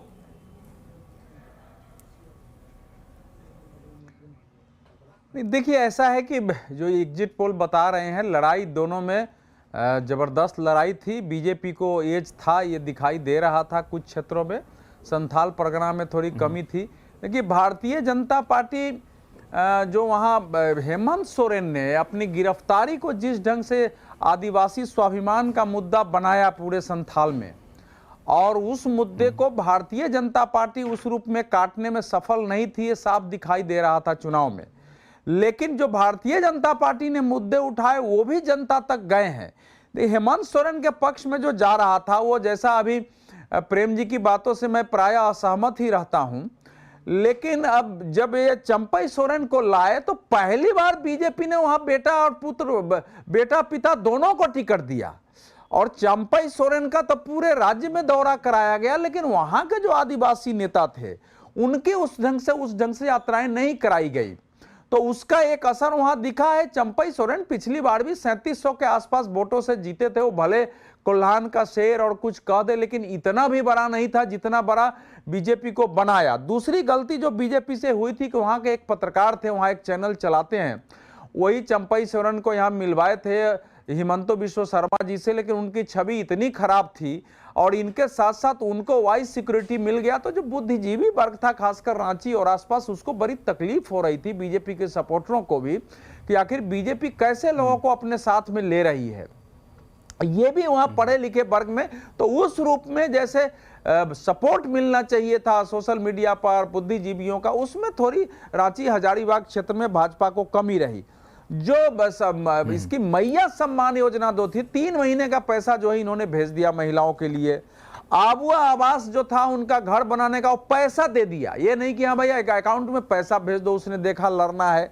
और गांव में जेल से निकलने के बाद इसने पशु चिकित्सक और एम्बुलेंस भेजा हेमंत सोरेन ने, तो उसका असर था। लेकिन जो वहां घुसपैठिए का इशूज है, भ्रष्टाचार का झारखंड मुक्ति मोर्चे पर लगे हुए इशूज है, जो इतने इतने पैसे निकल रहे थे वो इशूज थे, पार्टी के टूटने का था, घर भी टूटा है, वो सब इशूज थे। तो बीजेपी ने, मतलब ये तो नहीं है कि बीजेपी बिल्कुल लड़ाई में पिछड़ ही गई थी, लेकिन भारतीय जनता पार्टी की पिछली बार कोल्हान में 1 सीट भी नहीं आई थी।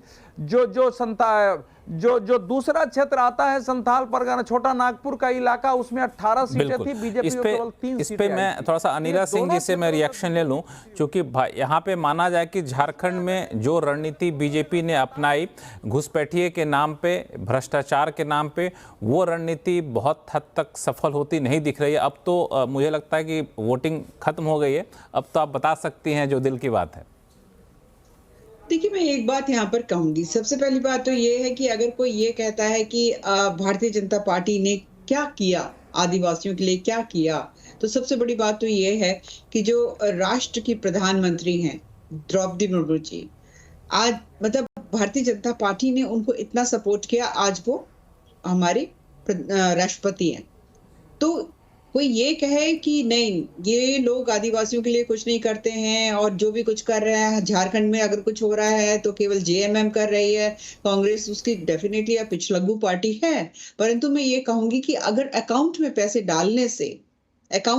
डालने से सरकारें बन जाती हैं, तो इसका मतलब फिर आप जो है, जो वोटर है, उसकी बुद्धि पर आप बहुत बड़ा क्वेश्चन मार्क लगा रहे हैं। क्योंकि जो वायदे किए थे कि हर साल 5 लाख नौकरियां दूंगा और किस प्रकार से महिलाओं की सुरक्षा की उन्होंने बात करी थी, या इनिशियली जो बात करी थी कि अकाउंट में जो है इतने पैसे आपके आएंगे, वो सब तो कुछ नहीं हुआ। हाँ, उनके पीए और उनके मंत्री और जाने किस किस के यहाँ पे करोड़ों करोड़ों रुपए जो है वो प्राप्त हो रहे थे। बिल्कुल आप ये दावा कर रहे हैं कि आदिवासियों के लिए भारतीय जनता पार्टी ने भी काफ़ी कुछ किया, लेकिन इस दावे पे सवाल भी उठता है कि इस कोशिश के बावजूद आदिवासी पूरी तरह से लामबंद नहीं हुए भारतीय जनता पार्टी के पक्ष में। लेकिन हकीकत क्या निकल कर आया, मुझे लगता है 23 तारीख को जब नतीजे आएंगे तो बात साफ हो जाएगी। लेकिन अब तक जो एग्जिट पोल के आंकड़े आ रहे हैं उस पर आप सभी लोग हमारे साथ जुड़े, अपनी अपनी राय रखिए। आप सभी लोगों का बहुत बहुत धन्यवाद। और बता दूं कि एग्जिट पोल के नतीजों में साफ तौर से महाराष्ट्र में अधिकांश एग्जिट पोल जो है वो महायुति की सरकार बना रहे हैं। झारखंड में भी एनडीए की सरकार है, थोड़ा वहाँ पे फाइट काफ़ी ज़्यादा क्लोज फाइट है। लेकिन क्या एग्जिट पोल कितना सही होता है और हकीकत में रिजल्ट क्या निकलता है, थोड़ा सा हमें इंतजार करना पड़ेगा। फिलहाल शो को यहीं ख़त्म करते हैं। देखते रहिए CNBC आवाज़। नमस्कार।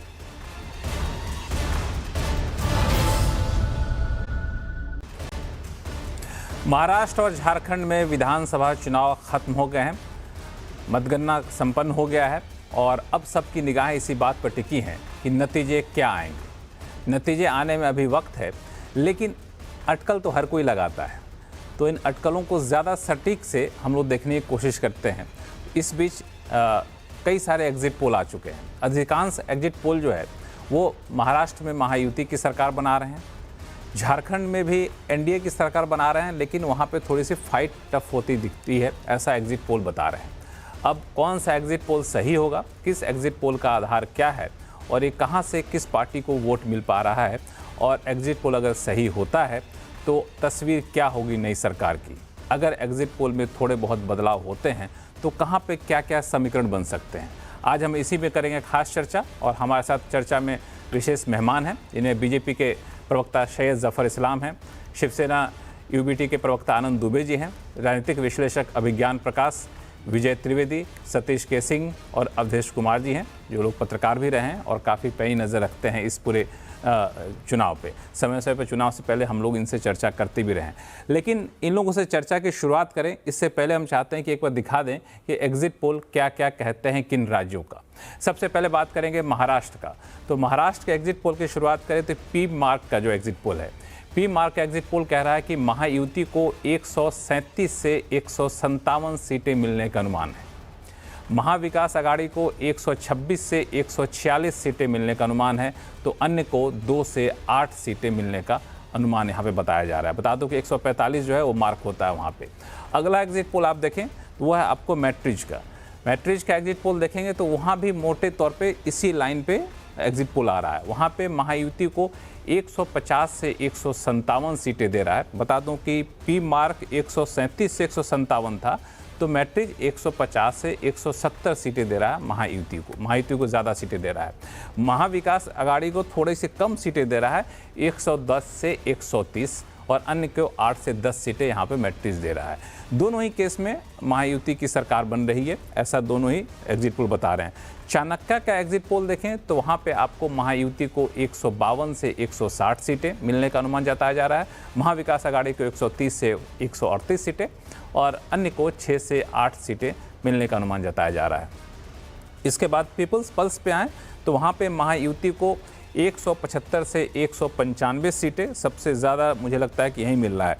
महाविकास आघाड़ी को 85 से 112 सीटें और अन्य को 7 से 12 सीटें दिलने का अनुमान है। पोल्स डायरी एक आया है, उनका कहना है कि महायुति 122 से 186, ये काफ़ी ज़्यादा नंबर दे रहे हैं महायुति को। महाविकास आघाड़ी को 69 से 121 और अन्य को 12 से 29 सीटें।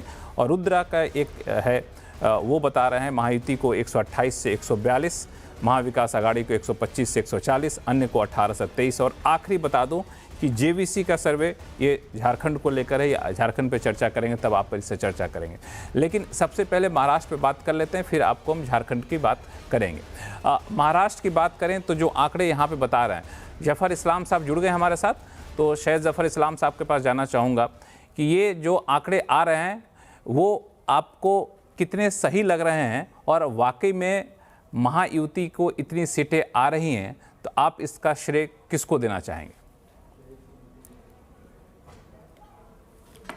देखिए, महायुति में जो हमारा अनुमान है, अभी वो नतीजे तो आने हैं 23 तारीख को, लेकिन जो हमारा एक फीडबैक का मैकेनिज्म है उसके बेसिस पे जो अनुमान है कि भाजपा सैकड़ा और महायुति डबल सैकड़ा, तो डबल सेंचुरी और सेंचुरी दोनों रहेगी और उसमें सबका योगदान है। महायुति के हर तीनों पार्टनर का योगदान है, सारे पार्टनर्स का योगदान है, इसलिए कि हमने एक एज ए टीम इस पूरे इलेक्शन को लड़ा है। बहुत सबके लिए कह सकता हूं कि सब ने सभी 288 सीटों पे लड़ाई की है।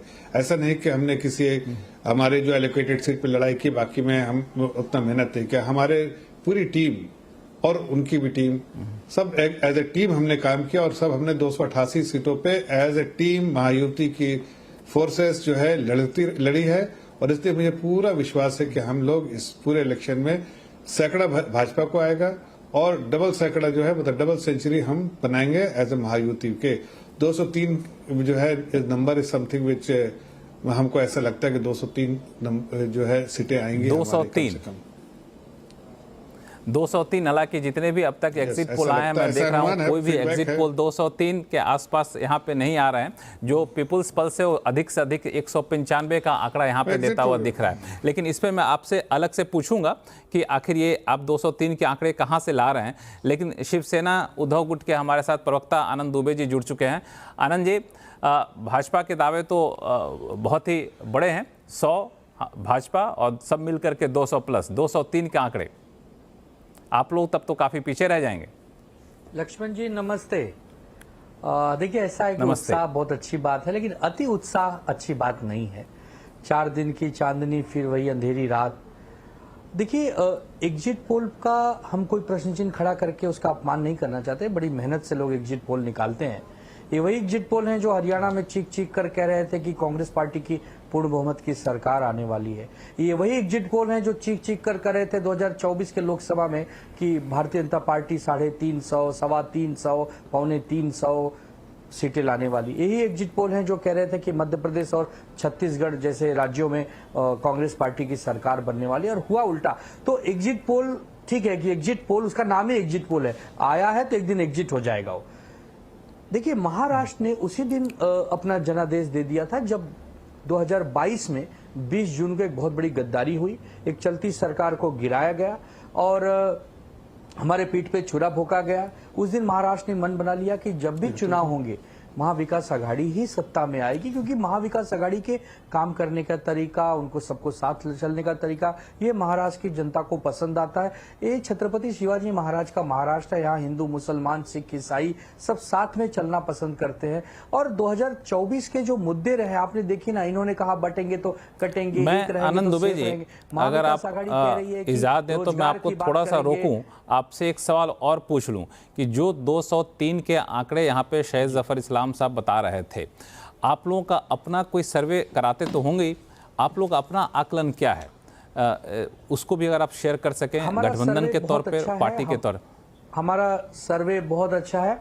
हमारा जो महाविकास आघाड़ी का जो इंटरनली तीनों पार्टियों का सर्वे है उसमें हमें 160 से 165 सीटें मिलने की अनुमान है, उम्मीद है। हम इनकी तरह बड़ बोलेपन नहीं कहेंगे कि हम 288 में से 250 सीटें जीतने वाले हैं, नहीं, ऐसा नहीं है। हमने जितनी सीटों पर अच्छी तरह से लड़ाई लड़ी है, तैयारी की है, हमें पता है कि मराठवाड़ा में, विदर्भ में, पश्चिम महाराष्ट्र में बहुत अच्छा हम प्रदर्शन कर रहे हैं और कोंकण और मुंबई, उत्तर महाराष्ट्र में भी हम अच्छा फाइट दे रहे हैं। तो हमें पता है अपनी ताकत, हमें पता है अपना अंदाजा। इनकी तरह नहीं है कि 203, हालांकि ये कह सकते हैं 23 को ये मुकर जाएंगे, कहेंगे कि नहीं हमारा अनुमान था, लेकिन जिस प्रकार विनोद तावड़े जी ने पैसे बांट दिए, महाराष्ट्र में लोगों को पसंद नहीं आया, उन पैसे बांटने की वजह से शायद हमारी सीटें कम हो गई, अहंकार और तानाशाही की वजह से भी सीटें कम हो गई। देखिए अमित शाह जी और नरेंद्र मोदी जी जिस प्रकार 6-7 दिन प्रचार रहते ही दिल्ली के लिए रवाना हो गए, उसी समय महाराष्ट्र की जनता के सामने एग्जिट पोल आ गया कि बीजेपी नहीं आ रही है, महायुति नहीं आ रही है,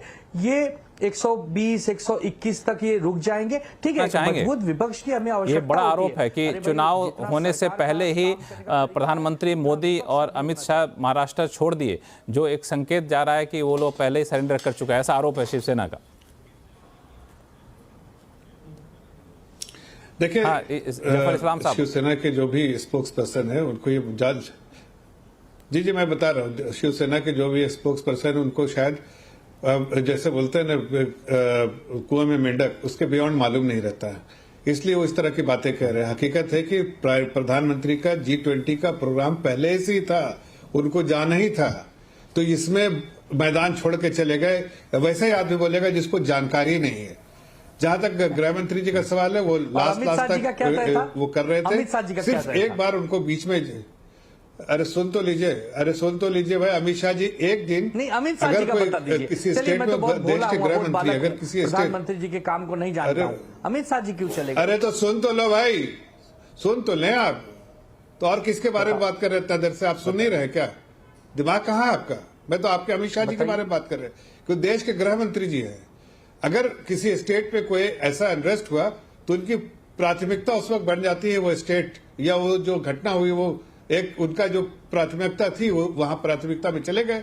इसलिए वो इमरजेंसी मीटिंग करनी थी, इमरजेंसी स्टेक होल्डर्स की मीटिंग करनी थी मणिपुर के सिलसिले में, तो उनको जाना पड़ा। तो उसमें कौन से बड़े दूसरे दिन वापस उन्होंने किया भी कैंपेन, लास्ट दिन में भी कैंपेन किया, मणिपुर तो 2 वर्ष से हिंसा का शिकार है, कैंपेन करते रहे। उनकी प्रायोरिटी नहीं थी उस समय। थोड़ा सा उस पर हम लोग आएंगे, आनंद दुबे जी, थोड़ा सा इस मुद्दे को हम लोग यहाँ से आनंद दुबे जी इस पे आएंगे। जफर इस्लाम साहब, आपसे भी इस पे मैं चर्चा आगे से करूंगा। सतीश के सिंह साहब हमारे साथ जुड़े हैं, वरिष्ठ पत्रकार हैं। सतीश के सिंह साहब, अगर हम एग्जिट पोल को देखें और जफर इस्लाम साहब के दावे को देखें जो कह रहे हैं कि हम 203 के आंकड़े को छुएंगे, आपको तो आपको क्या लगता है सतीश साहब कि ये जो दावे हैं ये आरएसएस से मिलते सहयोग के आधार पर है? सतीश जी। अरे भैया वो बीजेपी वाले चुप हो तब ना बोले। मैं नहीं, तो एग्जिट पोल को देखता भी नहीं हूँ। मैंने तो आपके चैनल पे आप ही के साथ कहा था। हाँ, तो एग्जिट पोल को दफना देना चाहिए, सदा के लिए तिलांजलि दे देना चाहिए। कोई मतलब नहीं एग्जिट पोल माने एग्जिट, ना इनका पता, ना इनका कुछ, ना कुछ सैंपल साइज, ना पता है। आप लोग भी ले के इसका ढोल ढोते रहते, ढोल पीटते रहते, बेकार है। देखिए जो नजर आ रहा है, एक मैं नहीं कहता कि मैं पंडित हूं सब कुछ, ये नहीं है। मैं भी यही दिल्ली से बैठ के ही बोल रहा हूं, लेकिन जो नजर आ रहा है महाराष्ट्र में क्लोज फाइट, गली गली की फाइट, बूथ बूथ की फाइट, कैंडिडेट की फाइट, अंक गणित की फाइट, चुनाव के बाद सरकार बनाने की फाइट, ये नजर आ रही है। महाराष्ट्र की बात एक सामने को दिखता है, ये एहसास होता है। दूसरी बात, जहां तक झारखंड का सवाल है, या पहले महाराष्ट्र की आप बात करना चाहते, महाराष्ट्र में क्या है कि एक अंडरटोन, जो एमबीए को पहले एडवांटेज था वो शायद नहीं रख पाई है, ये बात भी सही है। इसलिए मैं कह रहा हूं कि जो आप देख रहे हैं ना अभी 8-10 पार्टियां, एक पार्टी के आप देखिए तो मेरे हिसाब से एक पार्टी के 4-4 पार्टियां बनी हुई हैं वहां पे, है कि नहीं? तो कैंडिडेट टू कैंडिडेट हो गया है, रेबल के भी रेबल खड़े हैं, आप ये समझ लीजिए। तो ये एक सीट की लड़ाई है। एक लाड़की योजना जो है वो MBA के युवती के पक्ष में जाती है, तो बाकी जो जिस तरफ है कि जो एक ध्रुवीकरण दूसरे तरह की हुई है वो इनके पक्ष में जाती है। तो मोटा मोटी यहीं पर हिसाब आता है कि एकदम टफ फाइट है, ये नजर आ रहा है। Tough fight. अभिज्ञान प्रकाश जी आपके पास आऊंगा, चूंकि आप महाराष्ट्र के चप्पे चप्पे से वाकिफ हैं और काफ़ी नज़र भी रखते रहे, समय समय पर आपने बहुत सारी चीज़ें हमारे दर्शकों के साथ शेयर भी किया है। एग्जिट पोल के हिसाब से आप जाना चाहेंगे या फिर सतीश जी जो कह रहे हैं उनके हिसाब से आप जाना चाहेंगे? नहीं, सतीश के बिल्कुल साथ हूँ भाई। तो मार्केटिंग का तरीका है, पैसा बनाने का एक प्रयोग है एग्जिट पोल, और इससे ज़्यादा कुछ नहीं है। मीडिया में आप जानते हैं पैसे की कितनी किल्लत है, तो इसको मनोरंजन के नजरिए से देखें। और अब ठीक है, मान लीजिए एग्जिट पोल को हम दरकिनार ही कर दें, तो आप किस आधार पे आप कह रहे हैं कि फाइट टफ है? एग्जिट पोल को भी देख ले। हाँ, फाइट टफ है, लेकिन अभी मुझे मतलब भागते हुए पहुंचा हूं आपके प्रोग्राम के लिए। विजय जी और हम साथ थे एक न्यूज चैनल पे, तो पहला सीधा सवाल मुझसे ही पूछा गया कि साहब किसकी जीत होगी। तो देखिए, जो मेरा आकलन वहां पर जो था वो यही है, यहां पर भी जीत इस चुनाव में सिर्फ शरद पवार की होगी और किसी की नहीं होगी। पार्टियां, सतीश ने बिल्कुल सही कहा, इतनी सारी है, पार्टीज विद इन पार्टीज है, जैसे अंग्रेजी में कहते हैं ना, व्हील्स विद इन व्हील्स है। तो ये सारी सियासत को देखते हुए, सब छोटे बड़े प्लेयर्स को देखते हुए, उद्धव के सिंपैथी फैक्टर को देखते हुए, अलग अलग रीजन्स को देखते हुए मैं इतना कुछ डिस्क्राइब कर सकता हूं।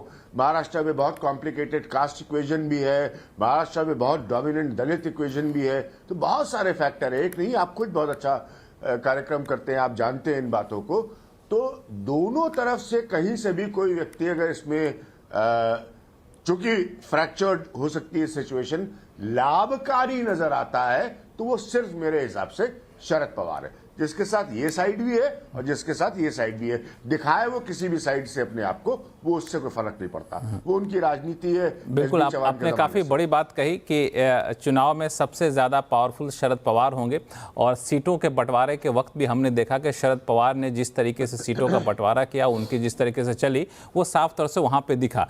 तो ऐसे में लोग ये भी अनुमान लगा रहे हैं कि मान लिया जाए एग्जिट पोल के हिसाब से चीजें नहीं आती हैं, थोड़े से सीटों का अंतर रह जाता है, तो शरद पवार भी हैं, अजित पवार भी हैं। शरद पवार को भी देखा हमने इलेक्शन में, उनका टोन, और अजित पवार का भी टोन देखा, कहीं भी वो तिखापन उस लेवल तक नहीं गया जहां से लगे कि अब तो वापस आ ही नहीं जा सकते। बिल्कुल तलवार खींच लेने वाली बात यहाँ पे निकल कर सामने नहीं आई। तो यहाँ पे मैं आपसे पूछना चाहूँगा जफर इस्लाम साहब कि ठीक है, आपका 200 उदाहरण देता हूँ, और आपके हाँ आपके व्यूअर्स को सुनना चाहिए, इसको बहुत जरूरी है। 20 सेकंड में कंप्लीट कर दूंगा।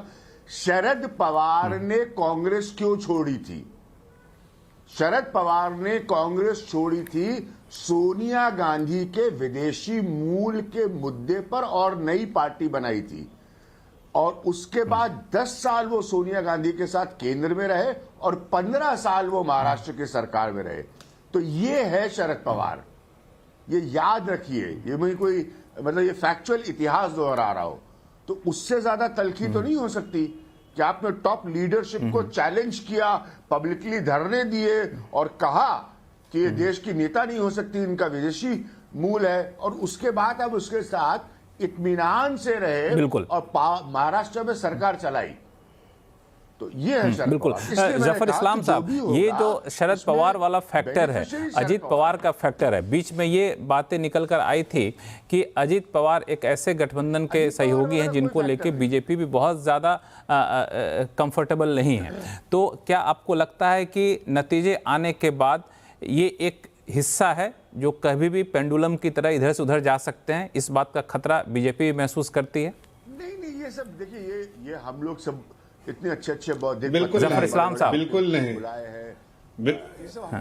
एक मिनट अभिज्ञान जी, जफर इस्लाम साहब से रिएक्शन ले रहा हूं मैं। हाँ।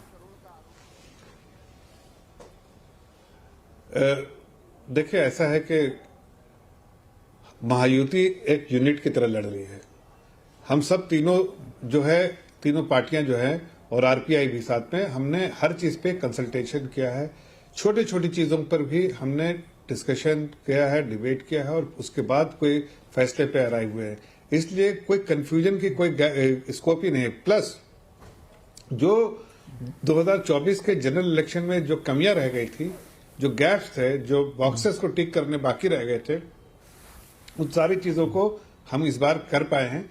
हमारे पास कोई ऐसा गैप दिखता नहीं है, कोई ऐसे परेशानी की बात नहीं दिखती है जहां हमें कोई ऐसा संदेह हो कि किसी भी पार्टियों को सीट कम आने की चांसेस है। हमें अनुमान जो है, देखिए जो हमारा अपना अनुमान है, अब इसके बारे में चर्चा बाद में विस्तार से 23 तारीख को करेंगे, लेकिन जो हमारा अनुमान है, जैसा मैंने आपको कहा, जो शरद पवार जी को हो सकता है 34-35 सीट आए, उसी तरह से लगता है कि कांग्रेस को भी 30 से 35 सीट के बीच में सिमट जाएगी कांग्रेस पार्टी भी। और युवाटा जो है वो आप समझिए कि 10 से 15 के बीच में सिमट जाएगी। इसलिए कि बॉम्बे सर्किट उनका कहाँ है, आप देखिए जो आप कोंकण रीजन में है, मुंबई में है, और थोड़ा बहुत पास में रीजन में है, बाकी उनका कोई वर्चस्व नहीं। अगर हिस्टोरिकली बैक टेस्टिंग कीजिए तो इसके अलावा जो है कहीं से सीट जीतते नहीं है। बॉम्बे में और मुंबई रीजन में जो है उनका जो पहले एक वर्चस्व था वो बिल्कुल खत्म हो गया है। शिंदे जी बहुत अच्छा, जो शिवसेना शिंदे जो है वो सब बहुत अच्छा करेगी, और बिल्कुल जो 10-12 सीट आ गई तो बहुत बड़ी बात है। युवाटा को आने की संभावना भी नहीं है, और इस दोनों पार्टियों से बैठकर 80-85 में अजीत पवार को लेके जो संशय जताया जाता है जफर इस्लाम साहब, उसके पीछे कुछ ठोस तथ्य हैं। नवाब मलिक को टिकट दिया जाना, जब सुप्रिया सुले के खिलाफ ये टेप निकल कर आया उस पर भी खुलकर अजीत पवार की तरफ से नहीं बोला जाना, इस तरह के जो तथ्य हैं वो दिखाता है कि अजीत पवार भी एक पीछे का दरवाजा खुला रखना चाहते हैं। इसीलिए सवाल मैं आपसे पूछा। नहीं, बिल्कुल नहीं, देखिए ऐसा है कि उन्होंने कहा है मेरी बहन की आवाज है, और इससे ज्यादा क्या बोलेंगे, और ये नाना पटोले की आवाज है। बाकी तो इन्वेस्टिगेशन में पता चलेगा, लेकिन जो आवाज हमने सुनी है इतने सालों में, उस आवाज और इसको मैच करता हूं तो बिल्कुल आइडेंटिकल लगता है। ये मेरी बहन की आवाज है, नाना पटोले की आवाज है, उन्होंने तो कंफर्म किया। दूसरी बात जो है कि ऐसी कोई बात नहीं है कि आप इस तरह का इस संदेह और स्पेकुलेशन अजीत पवार जी के बारे में कहे। नवाब मलिक को उन्होंने दिया, ठीक है, दिया, उनकी पार्टी का ये था, उन्होंने दिया, कमिटमेंट था उनके साथ, दिया। लेकिन भारतीय जनता पार्टी कुछ जो इश्यूज पे लड़ती है उसके बारे में बिल्कुल क्लैरिटी के साथ लड़ती है। हम उस इश्यूज पे उनको आगाह कर दिया, कई बार आगाह कर दिया कि अगर वो इनको देंगे तो हम उनको सपोर्ट नहीं करेंगे। जो बाकी सीटें हैं उस पे हमने एकजुट होकर लड़ाई की, और पूरा जो है हमने शेयर ट्रांसफर करने की जो पूरी जो कोशिश होनी चाहिए वो की है। उस सीट पे हमने लड़ी, इसलिए कि हमारा दूसरा जो है कैंडिडेट है, वहां से दूसरा कैंडिडेट जो है वो जो पाटिल साहब है, और वो पाटिल साहब लड़ रहे हैं, वहां से हम उनको सपोर्ट कर रहे हैं। वो शिवसेना शिंदे के कैंडिडेट, ऑफिशियल कैंडिडेट हैं, उनके साथ उनको हम सपोर्ट कर रहे हैं, और हमको लगता है कि वो कंफर्टेबली जीत। ठीक है, मैं इस मुद्दे को आगे बढ़ाऊंगा, वो है वोटिंग परसेंटेज को लेकर के जो अभी इलेक्शन। हाँ, नहीं, एक छोटी सी बात, एक छोटी सी बात, अपनी बात कंप्लीट करिए। जफर इस्लाम से अपनी बात पूरी करें। कॉम्प्लेक्स सब्जेक्ट है इलेक्शन, बहुत कॉम्प्लेक्स सब्जेक्ट है। कई चीजें जो आप देख पा रहे हैं, आप जिस नजरिए से आप देख रहे हैं, वो नजरिया हमारा नहीं हो सकता, एक पॉलिटिकल पार्टी का, किसी भी पॉलिटिकल पार्टी का नजरिया नहीं हो सकता। तो इलेक्शन में जब रिजल्ट आ जाए ना, उसके बाद ही उसको उस चीज का जो है जो इंट्रोस्पेक्शन करते हैं हम लोग कि भाई कहां पर गलत हुए, कहां से। बिल्कुल, ये आपने बहुत बड़ा डिस्क्लेमर दे दिया एक तरीके से कि काफी कॉम्प्लेक्स है, इस पे जब रिजल्ट आ जाए तभी हम लोग कुछ कह सकते हैं ठोस तरीके से। अवधेश कुमार जी के पास जाऊंगा, लेकिन आनंद दुबे जी कुछ कहना चाहते हैं, बहुत देर से हाथ उठाए हुए। आनंद दुबे जी, दोनों ही बात में कितना उलझन है। जफर इस्लाम साहब कह रहे हैं कि एक बार रिजल्ट आ जाए तब बात करें, और शिवसेना जो असली है उसके बारे में कह रहे हैं कि 10-12 सीटें ये पाएगी। मैं आपको चैलेंज करता हूं, मैंने पहले आशीष सिलार को भी किया था, आपको भी करता हूं, अगर शिवसेना 10-12 सीटें पाएगी तो इतने बड़े चैनल पर बैठ के बोल रहा हूं कि हम राजनीति नहीं करेंगे जीवन भर, और अगर 10-12 से ज्यादा पाएगी तो आप राजनीति करेंगे जफर भाई, या छोड़ देंगे? बताइए। कभी तो आमने सामने की बात किया करो जफर भाई। देखिए, आप अपने एक से सुनो ना, आप एक मिनट बात बोल रहा हूँ। आपने अपने राजनीतिक जीवन में क्या करना है वो तो फैसला आप ही कर सकते हैं, मैं तो उस पर कोई टीका टिप्पणी नहीं करूंगा। लेकिन जो अपना अनुमान है, मैं अपने अनुमान से कह रहा हूँ कि जो आप जिस जगह में जीते थे, अरे झूठ और सच की बात कहाँ है? तो पहले आपको इतना समझना पड़ेगा कि आप किस तरह की लैंग्वेज का इस्तेमाल कर रहे हैं। आपको ये समझ में आता है, पढ़े लिखे इंसान है, कि मेरा अनुमान है ये होगा, आपका अनुमान होगा कि भाई आप 500 कह दीजिए, तो आपका अनुमान होगा ये, 500 बोल दिया, क्या मेरा अनुमान है कि बीजेपी है? 70 सीटें क्रॉस नहीं कर रही है, मेरा अनुमान है। तो ठीक है, ये आपका अनुमान है, मैं आपके अनुमान को ठीक है, आप लोग अपने अपने अनुमान पे टिके रहिए, और जब आएगा निकल के रिजल्ट तब हम लोग इस अनुमान पे आगे चर्चा करेंगे, किसके अनुमान पे मुहर लगती है, किनका अनुमान जो है सो गलत। जमीन खिसक गया इनको, इनको इस बात का अंदाज नहीं कि इनकी जमीन खिसक चुकी। 2024 के जनरल इलेक्शन में भी आप अच्छा नहीं कर पाए थे, कांग्रेस ने अपना वोट ट्रांसफर किया, मुस्लिम वोट ट्रांसफर हुआ तो कुछ सीटें आई। ठीक है, 23 तारीख तक हम लोग इंतजार करते हैं, लेकिन फिलहाल 23 तारीख तक हम लोग इंतजार करते हैं, लेकिन फिलहाल एक चीज, अस्मिता पर प्रहार हुआ फिर भी हम 9 जीते। ठीक है, इस पे हम लोग चर्चा करेंगे आगे। अवधेश कुमार जी, मैं थोड़ा सा एग्जिट पोल को थोड़ा सा साइड करें हम लोग, तो जो वोटर टर्न अराउंड दिखा है, चूंकि चुनाव आयोग ने बहुत सही तरीके से इस बार क्या किया कि हफ्ते के बीच में रखा चुनाव को, ताकि लोग छुट्टी लेकर के चले जाते हैं, वीकेंड में साथ लेकर के बाहर चले जाते हैं, तो ज़्यादा से ज़्यादा वोट पड़े, लेकिन वो असर दिखा नहीं। तो जो वोट डालने का प्रतिशत है उसमें बढ़ोतरी का नहीं होना, ये किनके लिए चिंता का विषय है?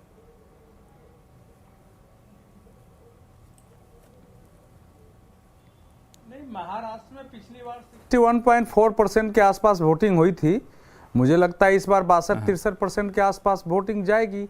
तो वोटिंग तो कम नहीं हुई है, मुंबई में भी तो नॉर्मली इतनी वोटिंग होती है, तो इसलिए, और 2019 के पहले 2014 में भी देखेंगे तो 62-62.5% के आसपास वोटिंग थी। तो इसलिए महाराष्ट्र या झारखंड दोनों में वोटिंग को लेकर के तो कोई अंतर नहीं, 1-2% ऊपर नीचे हो रहा है। देखिए, महाराष्ट्र में इस बार क्षेत्र वाइज भी वोटिंग में अंतर है, आप देखेंगे कुछ क्षेत्रों में काफी वोटिंग है, कुछ क्षेत्रों में थोड़ा कम है, ऐसे इस हिसाब से देखना पड़ेगा। वो डाटा हमारे पास कंप्लीट अभी नहीं है। अभिज्ञान प्रकाश जी, एक मुद्दा जो पिछली बार लोकसभा में ये कहा जा रहा था कि मुंबई के लोग बहुत ज़्यादा निकल कर नहीं आए, शहरी लोग निकल कर नहीं आए, यही वजह थी कि शायद भारतीय जनता पार्टी को उतना बेहतर परफॉर्मेंस नहीं दिखा। तो इस बार का जो वोटिंग परसेंटेज का एनालिसिस आपने किया होगा, देखा होगा, आपको क्या संकेत दे रहे हैं? नहीं, जैसे रिस्पेक्टेड पैनलिस्ट ने बोला, तो देखिए इतिहास गवाह है, मैं तो पीछे जाकर उसको ज्यादा तुलनात्मक अध्ययन उसका करूंगा, तो कोई बहुत बहुत बड़ा फर्क नहीं है, पहला पॉइंट। ठीक है, हाँ ये जरूर होता, मैं उसको बड़ा फर्क मानता, अगर इस प्रतिशत में स्पाइक होती, मतलब एक बड़ा जंप होता। ठीक है, तो एक्सक्यूज मी, गला सुबह से बोल के बहुत हालत खराब है, माफी चाहूंगा।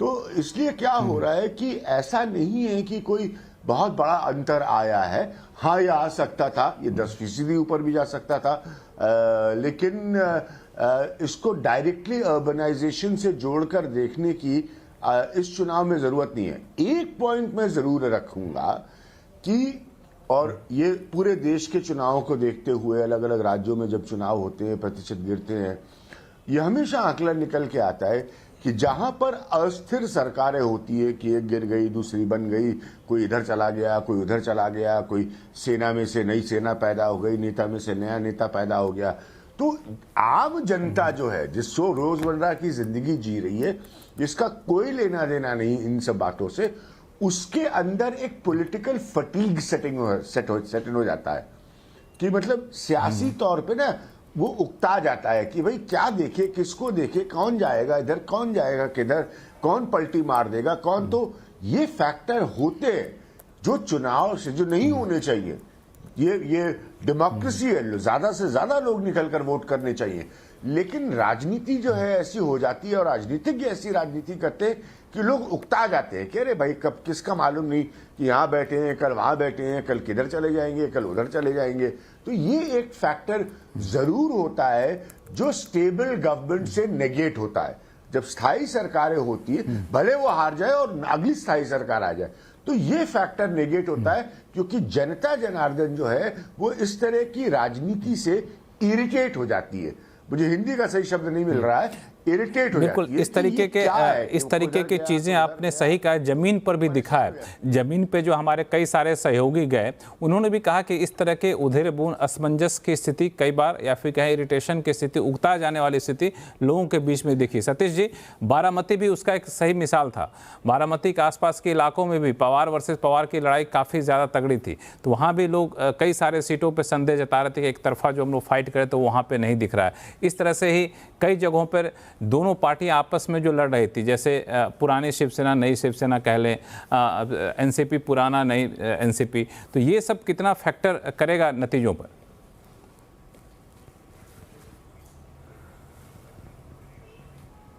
देखिए, नतीजों पर तो जरूर फैक्टर करेगा, इसलिए मैंने बोला गली गली का चुनाव है। दूसरी बात, देखिए जो वोटिंग परसेंटेज नहीं बढ़ा है, ये चिंता की बात है। कारण कि जब इतने सारे पार्टियां इतने बड़े धुरंधर हैं, तो भाई वोटर को तो निकल के आना चाहिए था ना, निकाल के लाना चाहिए था। जब कैंडिडेट का ही है कि भाई ये इसका रेबेल हो, इसका रेबेल हो, इस पार्टी का हो, तो सब अपना अपना निकाल। लेकिन जनता निराशा दिखा रही है, जनता निराशा दिखा रही है और इसका चुनाव नतीजों पे प्रभाव पड़ेगा। नंबर 2। नंबर 3, देखिए महाराष्ट्र के चुनाव बिल्कुल नज़दीकी मामला है मेरे अनुमान में, मैं एग्जिट पेग्जिट नहीं देखता।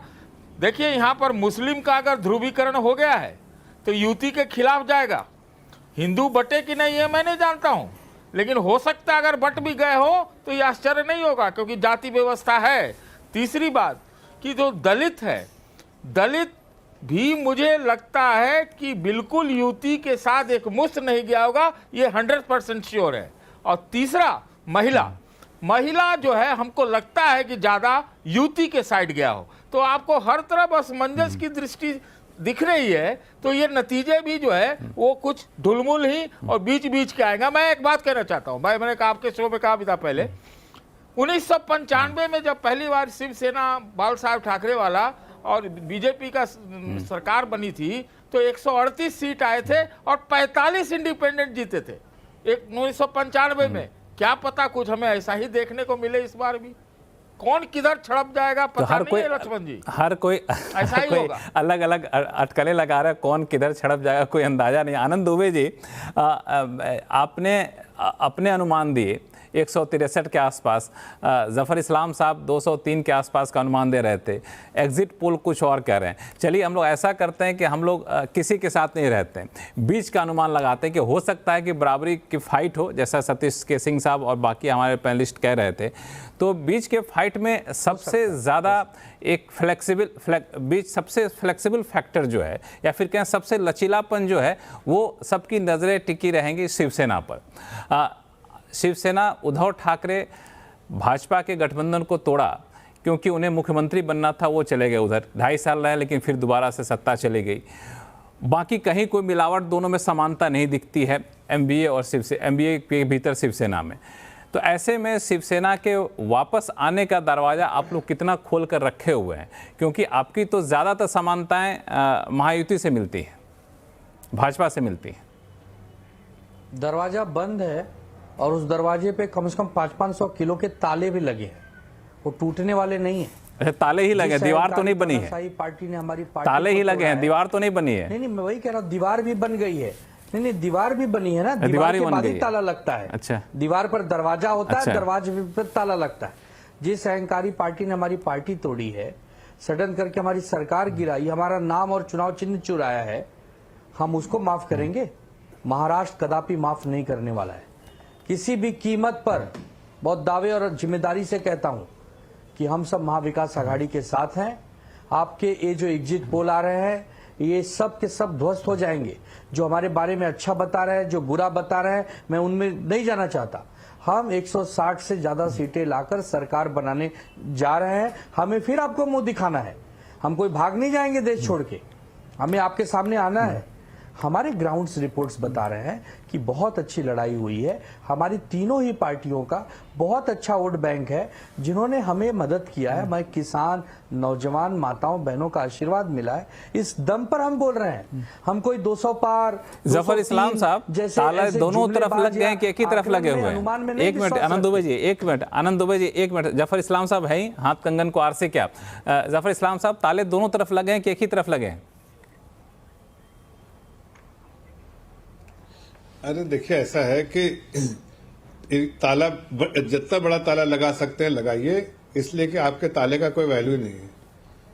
ये इनको ही पता है, जो ताला लगाते हैं चाबी उनके पास रहता ही नहीं है, तो इनके ताले का तो कोई वैल्यू नहीं, लगा के रखे। हकीकत यह है कि इस बार जो मैंडेट मिलेगा और बहुत क्लियर है। देखिए, एग्जिट पोल्स जो दिखा रहे हो छोड़ दीजिए एक बार को, मैं उसको, हमारा बिल्कुल क्लियर एकदम जो जमीन से जो फीडबैक हमको है पन्ना प्रमुख जो हमारे रहते हैं उनसे, हम बहुत कंफर्टेबली जीत रहे हैं। हो सकता है 203 की जगह 205 है, 195 आए, ये हो सकता है। हमें इसको कोई एग्जैक्ट तो नहीं बोल सकते, लेकिन मुझे जो लगता है ऐसे कि हम जो आंकड़े हमारे आता है कि हम सैकड़ा, हमारा जो सेंचुरी रहेगा और डबल सेंचुरी बनाने के लिए जो जितना हमें मेहनत करनी थी हमने की है, तो इसलिए हमें पूरा यकीन है कि हम कंफर्टेबली जीतेंगे। हो सकता है ऊपर नीचे कुछ हो सकता है, लेकिन जीत जहां तक है। विजय त्रिवेदी जी कुछ बोलना चाहते हैं, उनके पास जाऊंगा, लेकिन जफर इस्लाम साहब एक सवाल आपसे पूछ लूं जल्दी से कि आप जो कॉन्फिडेंस दिखा रहे हैं, क्योंकि कई सारे क्षेत्र ऐसे थे जो महाराष्ट्र चुनाव को हम लोगों ने 5-6 हिस्से में बांट के देखना शुरू किया था, तो अलग अलग पॉकेट में अलग अलग वोट, अलग अलग शेयर जा रहे थे। तो आपको किस पॉकेट में बढ़त दिख रही है? क्योंकि एक पॉकेट था आपका विदर्भ, कहा भी जाता है कि विदर्भ में जो जीतता है वही सरकार बनाता है, विदर्भ से ही रास्ता जाता है महाराष्ट्र की सत्ता का। तो विदर्भ में आप लोगों की स्थिति बहुत कमजोर हो गई थी बीच में, तो आप किस पॉकेट में अपने आप बढ़ोतरी देख रहे हैं? हाँ, देखिए, हम नॉर्थ महाराष्ट्र में बहुत अच्छा करने वाले हैं। विदर्भ में हम जो कमियां रह गई थी इसको दूर कर पाए, विदर्भ में बहुत अच्छा करेंगे। हम मराठवाड़ा में अच्छा करेंगे, वेस्टर्न महाराष्ट्र में अच्छा करेंगे, कोंकण रीजन, ये सब तो हमारा गढ़ी है और उसमें हम अच्छा करेंगे। हमें कोई कहीं कठिनाई नहीं दिख रही है। कठिनाई तो दिख रही है वाटा को, आनंद दुबे हमारे मित्र हैं, उनको पता है कि जमीन में उनको भी कहा अकेले में बात कीजिए। उनको जब एक शो खत्म हो गया बोले भाई क्या सही बताओ, तो बता देंगे आपको। कह रहे क्या करूंगे, हमारे कैंपेन ही नहीं चल रहा है, ये चल रहा है, वो चल रहा है। इस कॉन्फिडेंस में आरएसएस का कितना हाथ है? देखिए, सबका योगदान है। मैं तो कह रहा हूं कि हमारे जितने भी जो सहयोगी लोग हैं सबने सहयोग किया है, प्लस आशीर्वाद जनता का है। जनता, हमारी महिलाएं, बहनें, वो हर तरह से आशीर्वाद देंगी। हमारे किसान भाई आशीर्वाद देंगे, इसलिए कि जो भी किसान से जुड़े हुए जो भी परेशानी तो सबको दूर किया है। और कहीं न हमें कहीं कठिनाई दिख नहीं रही, कोई रोड़ा दिख नहीं रहा, जो कि 2024 के इसमें इलेक्शन में दिख रहा था, वो आपको भी नहीं दिख रहा होगा। मैं तो बिल्कुल यकीन से कह रहे हैं कि आपको भी वो चीज नहीं दिख रही होगी जो उस वक्त एक हवा में एक बात चलती थी, जो सबको दिखता था, वो किसी को नहीं दिख रहा। और हमने उसके बाद जो डेवलपमेंट हुआ है, हमने कई इंफ्रास्ट्रक्चर प्रोजेक्ट जो काम शुरू किया था उसको खोला है। आज देखिए ना, मुंबई में, मैं इस वक्त मुंबई में बैठा हूं और मुझे मालूम है कि मुंबई में सफर करना कितना आसान हो गया है। एक जगह से दूसरे जाना वो तकलीफ नहीं होती, जैसे पहले स्ट्रगल होता था कि अरे यहाँ जाना है तो वहां जाना, सोचना पड़ता था। अभी कुछ नहीं गए। तो ये सब जो इंफ्रास्ट्रक्चर डेवलपमेंट हो रहा है, तेजी से, हालांकि ये सारे फैक्टर तो इंफ्रास्ट्रक्चर डेवलपमेंट, तेजी से विकास होना, लोगों के पास फायदा पहुंचाना, ये सारी बातें लोकसभा में वही फैक्टर काम कर रही थी, लेकिन लोकसभा में नतीजे निकल कर रहे हैं। और इसमें हो सकता है कि एक रहेंगे तो सेफ रहेंगे और बटोगे तो कटोगे जैसे नारे लगता है कि जमीन पर ज़्यादा प्रभावशाली हुआ, इसी वजह से कॉन्फिडेंस इतना ज़्यादा है। विजय त्रिवेदी जी बहुत देर से कुछ बोलना चाहते हैं। नहीं लक्ष्मण जी, मैं ये समझ रहा हूँ कि ये चुनाव बहुत कॉम्प्लेक्स इलेक्शन है और ये पार्टी का नहीं, हर सीट का इलेक्शन है। 288 सीटों पर अलग अलग समीकरण हैं, अलग अलग कारण हैं, अलग अलग पार्टियां हैं, तो वो सब कारण हैं। आपके परमिशन से, मैं जफर इस्लाम साहब बहुत विद्वान लोगों में से हैं, बहुत soft speaker Bharatiya Janata party के प्रवक्ता हैं, इसलिए मैं आपकी इजाज़त से एक सवाल पूछने की हिमाकत कर रहा हूँ। एक चीज़ मैं समझना चाहता हूँ जफर साहब से कि पिछली बार उद्धव ठाकरे साहब के साथ आपने सरकार नहीं बनाई शिवसेना के साथ, वो 2.5 साल सरकार बनाना चाहते थे, 2.5 साल मुख्यमंत्री रहना चाहते थे, तो उनसे उनको नहीं ये मौका दिया, तो भारतीय जनता पार्टी ने 2.5 साल की बजाय 5 साल शिवसेना को मुख्यमंत्री बनने का मौका दिया। 2.5 साल उद्धव ठाकरे को, 2.5 साल शिंदे साहब को। तो एक तो इस भारतीय जनता पार्टी की इस रणनीति को वो कैसे देखते हैं कि जो 2.5 साल भारतीय जनता पार्टी का मुख्यमंत्री हो सकता था, वो 2.5 साल की बजाय 5 साल भारतीय जनता पार्टी को ये मौका नहीं मिला, फिर उप मुख्यमंत्री बना दिया मुख्यमंत्री जी को। दूसरा मैं आज पूछना चाहता हूं, क्योंकि उस समय से हम 5 साल से हम समझ ही नहीं पा रहे कि भाई अमित शाह जी ने या भारतीय जनता पार्टी के नेताओं ने उद्धव जी को भरोसा दिया था कि नहीं दिया था। तो आज ये मौका है, जफर साहब बता सकते हैं कि क्या एकनाथ शिंदे जी को अभी भारतीय जनता पार्टी ने ये भरोसा दिलाया है कि वो मुख्यमंत्री होंगे, ताकि नहीं तो फिर 5 साल हमें इंतजार करना पड़ेगा यदि सरकार बनी तो। देखिए, बिल्कुल वाज़े तौर पे सही जो हकीकत जो है वो आपके सामने बयान कर रहा हूं, जनता को भी मालूम होना चाहिए। न उस वक्त दिया था, न आज दिया है, न पहले था ऐसा कुछ आश्वासन उद्धव ठाकरे जी को। उनकी महत्वाकांक्षा हो सकती है, लेकिन हमारे तरफ से कोई आश्वासन नहीं था, और ना आज इस वक्त किसी को आश्वासन है। हमने यही फैसला लिया है और सब मिल बैठ के ने फैसला लिया। आप इस बात को तस्दीक कर सकते हैं, पूछ सकते हैं, क्लैरिटी ले सकते हैं माननीय मुख्यमंत्री जी से कि एक बार इलेक्शन हो जाए। हम उनकी अगुवाई में इलेक्शन लड़ रहे हैं, हम इस इलेक्शन को लड़ रहे हैं, शिंदे जी की अगुवाई में लड़ रहे हैं, और उनके जो स्ट्रांग पिलर्स हैं वो अजीत पवार जी हैं और फडणवीस जी हैं। इस दोनों प्रोमिनेंट फेस है महाराष्ट्र के इसमें, महाराष्ट्र पॉलिटिक्स में दोनों प्रोमिनेंट फेस है। अब हम सब एकजुट होकर लड़ रहे हैं। इलेक्शन के बाद जब सीटें आ जाएंगी पूरी, तब हमारी लीडरशिप के साथ महायुति के पार्टनर्स, उनके लीडर्स, जो टॉप के लीडर्स, वो बैठेंगे, चर्चा करेंगे, फैसला करेंगे, और सबकी सहमति से एक नाम प्रपोज होगा और वो मुख्यमंत्री होगा।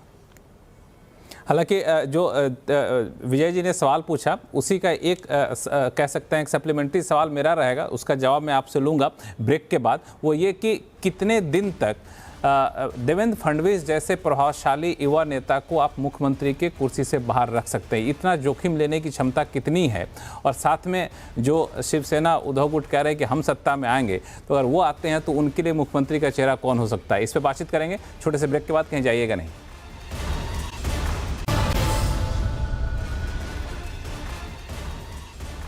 ब्रेक पे जाने से पहले एक महत्वपूर्ण मुद्दे पर चर्चा हो रही थी कि नई सरकार बनने के बाद चेहरा कौन होगा महाविकास आघाड़ी का, अगर महायुति का अगर वो सत्ता में आते हैं तो। जफर इस्लाम साहब, संक्षिप्त में आपका जवाब चाहूँगा कि 2 नेता दिख रहे हैं, एक शिंदे साहब, दूसरा देवेंद्र फडणवीस साहब, तो नया चेहरा कौन होगा? इन दोनों में से ही होगा क्या? और दूसरा कि देवेंद्र फडणवीस के बारे में कई जगह पोस्टर भी लगे कि हमारे अगले मुख्यमंत्री ये होने वाले हैं, तो देवेंद्र फडणवीस पहले भी अप्रत्यक्ष तौर पे अपनी इच्छा जता चुके हैं, तो उनको कितने समय तक मुख्यमंत्री कुर्सी से बाहर रखने की क्षमता की कोशिश कर पाएंगे भारतीय जनता पार्टी? देखिए, आपके सवाल में ही एक ऐसी बात है जो हमें पहले जवाब देना जरूरी है। कितने दिन कुर्सी से? यहाँ कुर्सी का कोई खेल ही नहीं है। यहाँ किसी को एक रिस्पॉन्सिबिलिटी उसको कहते हैं। हमारी पार्टी में रिस्पॉन्सिबिलिटी है, रिस्पॉन्सिबिलिटी आप दायित्व है, दायित्व को निभाइए, कल को कोई और दायित्व मिलेगा उसको निभाइए। कोई परमानेंट नहीं है, और कोई ये नहीं कि उसका ये नहीं कि उद्धव ठाकरे हैं तो वही नंबर 1 पे रहेंगे, या शरद पवार जी हैं तो वही नंबर 1 पर, ऐसा नहीं है।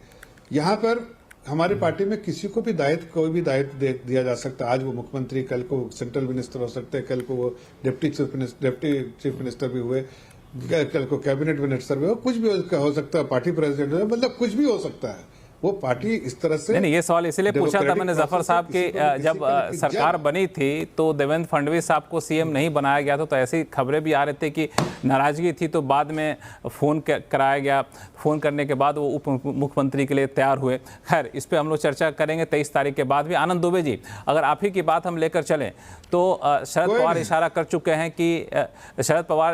चुके हैं कि जो गठबंधन में सबसे बड़ा होगा वही तय करेगा कि गठबंधन का नेतृत्व कौन करेगा। तो आप लोग क्या इसी विचारधारा के तहत चलेंगे, इसी फॉर्मूले से चलेंगे?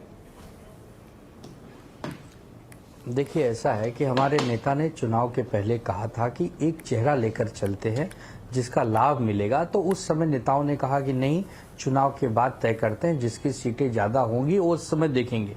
लेकिन मैं फिर भी कहता हूं कि महाविकास आघाड़ी का नेतृत्व उद्धव बाला साहब ठाकरे जी ही करेंगे। ये मैं जिम्मेदारी से कह रहा हूं। अब आप सोचेंगे कि ये कह रहे हैं तो क्यों कह रहे हैं, फिर कांग्रेस का कोई प्रवक्ता होगा तो नाराज हो जाएगा। ऐसा कुछ नहीं है। कांग्रेस को भी पता है, शरद पवार जी को भी पता है, और हमें तो पता ही है कि हमारा नेता ही नेतृत्व करेगा। नहीं, अनाउंस कर हमारा एक रणनीति का भाग है। आपसे थोड़ी सीखना है हमें राजनीति। आप तो 1980 में बने हैं ना, हम तो 1966 में बने हैं। आपसे पुरानी पार्टी है हम बढ़िया जानते हैं कब क्या करना है। अरे हम बढ़िया जानते हैं। लेकिन अगर आनंद दुबे जी आनंद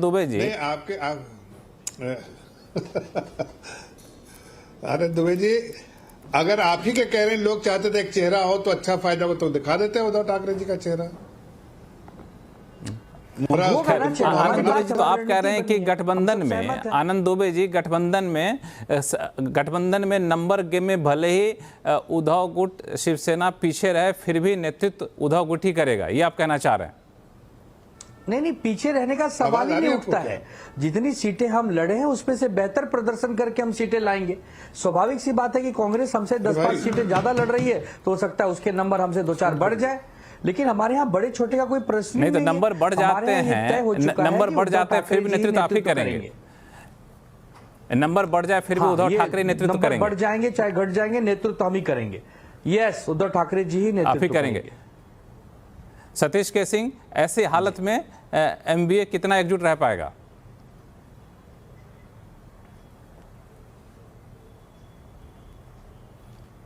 आप बहुत आगे चले जा रहे हैं। आपने झारखंड को तो छोड़ ही दिया है, लेकिन हाँ, नहीं, अभी आ रहे हैं। दोनों युतियों में, दोनों गठबंधनों में चीड़ फाड़ तोड़ फाड़, हाँ, तोड़ फाड़ चुनाव के बाद होना तय है।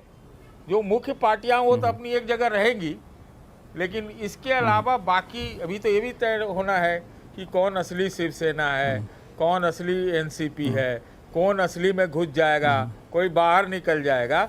लेकिन ये एकदम लिख के रख लीजिए कि ये कोई लहर का चुनाव तो महाराष्ट्र में नहीं है। और अगर नहीं लहर है तो जो चुनाव में जो नतीजे आएंगे उसी से लहर पैदा होगी। तो कौन किधर चला जाएगा, क्या होगा, हम कुछ नहीं कह सकते, और यही होगा। तो इसलिए तय हुआ होगा कि कौन नाम दे रहा है, सब अभी नतीजे आने दीजिए। ठीक है, चलिए, आप कह रहे हैं तो हम लोग झारखंड पे भी जाने ही वाले थे। अब झारखंड पे चलते हैं, क्योंकि समय हमारे पास मुश्किल से 10 मिनट का बचा हुआ है। झारखंड के जो एग्जिट पोल के आंकड़े आए हैं वो वाकई वहाँ पे टफ फाइट एग्जिट पोल भी दिखा रहा है। जो चाणक्य कह रहे हैं 45 से 50 एनडीए को, इंडिया को 35 से 38, मैट्रिज कह रहे हैं एनडीए को 42 से 47, इंडिया को 25 से 30, 1 से 4 अन्य को दे रहे हैं। पीपुल्स पल्स एनडीए को 44 से 53, इंडिया को 25 से 37 और अन्य को 5 से 9। एक्सिस माई इंडिया ये बिल्कुल अलग एग्जिट पोल दे रहे हैं, एनडीए को 25, इंडिया को 53 और अन्य को 3।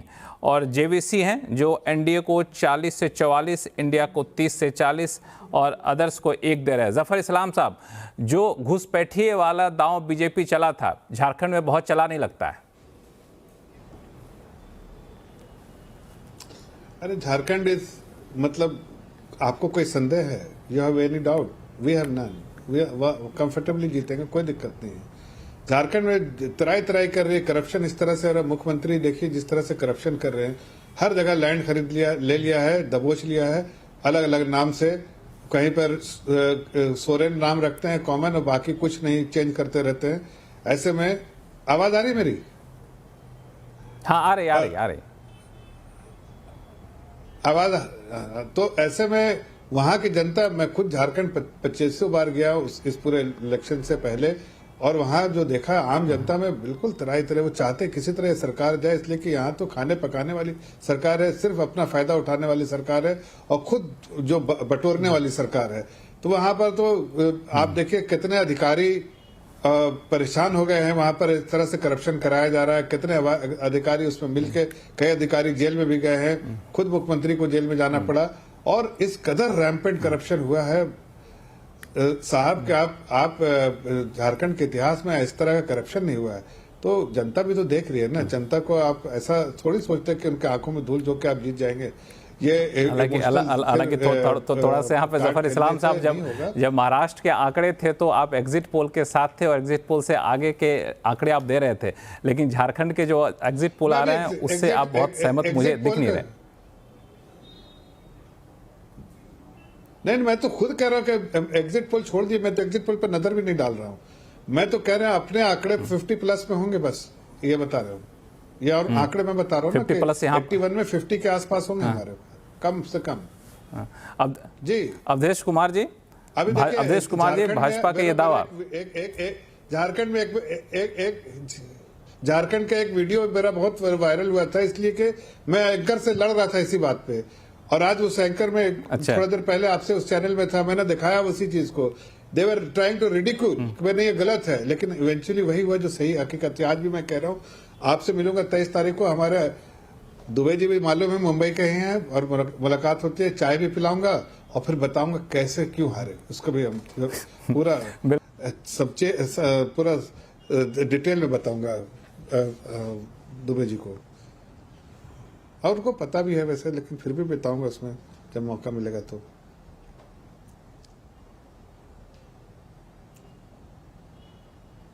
झारखंड में सबसे ज्यादा 37 सीट बीजेपी को मिली थी उसके इतिहास में 2014 में, उसके आगे कभी बढ़ी नहीं। उसी प्रकार से पिछली बार झारखंड मुक्ति मोर्चा को भी अपने इतिहास की सबसे ज्यादा 30 सीटें मिली थी, कांग्रेस को भी सबसे ज्यादा 16 मिली है जब से झारखंड बना है। तो अभी तक ये पार्टियां पीक पर पहुंच चुकी हैं। अब उसके ऊपर अगर जाना हो तो फिर तो कोई बड़ा लहर चाहिए। देखिए झारखंड में भी महाराष्ट्र की तरह जो दिखाई दे रहा था कि झारखंड में भी लड़ाई बहुत टफ है, छोटा नागपुर के क्षेत्र में भी और कोल्हान के क्षेत्र में, 2 क्षेत्रों में भारतीय जनता पार्टी स्ट्रगल कर रही थी। उन्होंने रिकवर किया है, ऐसा नहीं कि पिछले चुनाव से रिकवर नहीं किया है, लेकिन रिकवर कितना किया है कि दोनों को मिला देंगे तो 18, 14, 32 सीटों में से बीजेपी को केवल 3 सीटें आई थी। अब ये 3 सीटों का कारण वो पीछे रह गई थी। तो इस 32 सीट में से भारतीय जनता पार्टी अगर मान लीजिए 12, 13, 14 सीटें ले आती है, तब उसकी सरकार बनने की संभावना बनती है। तो भारतीय जनता पार्टी ने निश्चित रिकवर किया है, लेकिन उनके अपने विद्रोही देखिए 10 से 11 सीटों पर बीजेपी के मजबूत उम्मीदवार खड़े थे। शुरू में मनाने की कोशिश नहीं हुई, बाद में जब शिवराज जी चौहान गए बहुत कोशिश की, लेकिन कुछ लोग अड़े रह गए। मैं उन सीटों के नाम बता सकता हूं। तो एक समस्या बीजेपी के साथ वहां रही है। लास्ट में कुछ लोगों को बैठाने की कोशिश की गई, जैसे बाबूलाल मरांडी जी के खिलाफ एक उम्मीदवार पार्टी के थे, वो लास्ट दिन जाके वो बैठे हैं। तो ये बीजेपी को क्षति पहुंचा रहे थे, लेकिन ओवरऑल जो वातावरण था उसमें वो बीजेपी के एज में था वहां।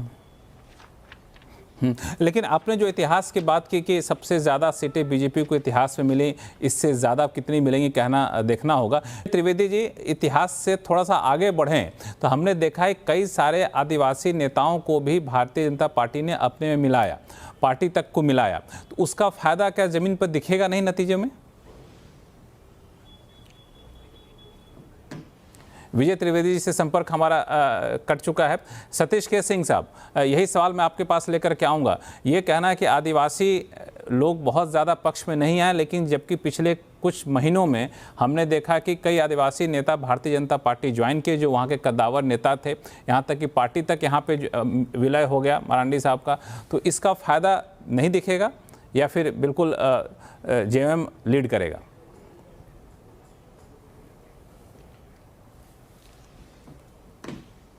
देखिए, मेरा ऐसा मानना था लक्ष्मण जी कि जो है वहाँ पर सोरेन थोड़ा अकेले पड़ गए। सोरेन को जो सपोर्ट चाहिए था कांग्रेस से वो उनको उतना शायद नहीं मिला। लेकिन मैं थोड़ा जब देख रहा हूँ, सोचने की कोशिश कर रहा हूँ, अरे भाई पूरे मुसलमानों को आप घुसपैठिया बता देंगे तो एक मुश्त तो वोट करेगा ना। और एक आदमी जो दाढ़ी अपने पिता की तरह बढ़ा के रह रहा हो तो आदिवासी इतना पलट जाएगा कि सब पूरा भाजपा में चल जाएगा। तो ये हमारे समझ में आ रहा है। और महिलाओं का जहां तक सवाल है, जो एक युवती को फायदा पहुंचा सकती है महाराष्ट्र में, झारखंड में कल्पना सोरेन और यहाँ पर महिलाओं के लिए कुछ कार्यक्रम है, वो फायदा होगा। तो ये कोई झारखंड के बारे में मैं अभी भी मानता हूँ कि बीजेपी का संगठन बहुत तगड़ा होता है, उनका काम करने का शैली, और झारखंड उनके लिए एक ट्रॉफी भी है, वो ठीक है। लेकिन अभी जो सूंघने में नजर आ रहा है, कई लोगों ने बीजेपी के बताया मुझे कि लड़ाई टफ है, हम सीट कैसे प्रेडिक्ट कर देंगे। वो तो हम एग्जिट वाले तो अपने आप को एग्जैक्टिव पोल मानते हैं, लेकिन मैं उन एग्जैक्ट विजय त्रिवेदी जी, सतीश जी ने बहुत बड़ी बात कही कि यहाँ पे सिर्फ घुसपैठिए कहने से सारे अल्पसंख्यक को आप एकजुट होने का मौका दे देते हैं। बात कर रहे हैं आज भी दफना। हाँ, कुछ कर अवधेश जी कुछ कह रहे हैं, बोलिए। एग्जिट पोल को सतीश जी बहुत पहले से दफनाने की बात कर रहे हैं। मैं कह रहा हूं कि देखिए, एग्जिट पोल को सब लोग नकारते हैं, ओपिनियन पोल को तो मानता हूं, लेकिन एग्जिट पोल अगर ईमानदारी से और उसके जो सुनिए इसीलिए बोल रहा हूं कि कुछ ऐसी संस्थाएं आ गई हैं, जैसे 122 से 166 दिखा रही है, इतना अंतर अगर दिखाती है, 89 से आप 122-24 दिखा रहे हैं। जी माफी चाहूंगा, आप कह रहे हैं बहुत पते की बात, लेकिन माफी चाहूंगा, समय थोड़ा सा कम है। अंतिम कमेंट में विजय त्रिवेदी जी का लूंगा। विजय त्रिवेदी जी, झारखंड के जो एग्जिट पोल आ रहे हैं, आपको क्या लगता है कि हकीकत के कितने करीब हैं? और दूसरी बात जो सतीश के सिंह साहब ने कहा भी कि घुसपैठिए कहने का दांव जो है उल्टा भी पड़ा, इस मायने में कि एक खास समुदाय को आपने एकजुट होने का मौका दे दिया और आदिवासी बिल्कुल हट तो सकता नहीं जेएमएम से। बिल्कुल ठीक बात है कि यदि घुसपैठियों का मसला यदि यूनाइट कर देगा माइनॉरिटी को, तो वो बिल्कुल अलग तरीके के नतीजे देगा। जो कांग्रेस का सपोर्ट नहीं मिल रहा है सोरेन साहब को, उसका भी वो कंपनसेट कर सकता है। लेकिन मुद्दा यह है कि पिछले चुनाव में भारतीय जनता पार्टी ने एक गैर आदिवासी को मुख्यमंत्री बनाने की बात की, रघुवर दास को, और पार्टी को नुकसान उठाना पड़ा। इस बार तो आदिवासी जो नेता थे वो आदिवासी सीट पर चुनाव लड़ने को तैयार नहीं है, और गैर झारखंडी जो नेता हैं उन्होंने चुनाव लड़ा, हेमंत सोरेन ने, शिवराज जी ने और दूसरे ने, योगी जी ने, तो उसका असर भी होगा। और भ्रष्टाचार का जो मसला था वो हेमंत सोरेन के खिलाफ नहीं चल पाया, तो बड़ा एक वो है, नहीं चल पाया। ये आपने बहुत बड़ा फैक्टर आपने टिक करें, लेकिन वो कोशिश कितनी सफल हो पाएगी पक्के तौर पे तो हम लोग 23 तारीख को कहेंगे। लेकिन झारखंड चुनाव के नतीजे एक और चीज़ को तय करेगा, वो है आपको शिवराज सिंह चौहान के केंद्रीय नेतृत्व में उनका जो रोल रहने वाला है, इसको लेकर भी, चूँकि उन्होंने वहाँ पे काफ़ी ज़्यादा मेहनत की है और झारखंड ने पूरा दमखम लगा दिया है, तो ये भी देखने वाली बात होगी। लेकिन हम लोग की ये चर्चा आगे भी जारी रहेगी। 23 तारीख को हम लोग सारे अटकलों पर फिर से बातचीत करेंगे। आप सभी मेहमानों का बहुत बहुत धन्यवाद हमारे साथ जुड़ने के लिए। आवाज़ अड्डा में फिलहाल इतना ही। देखते रहिए CNBC आवाज़। नमस्कार।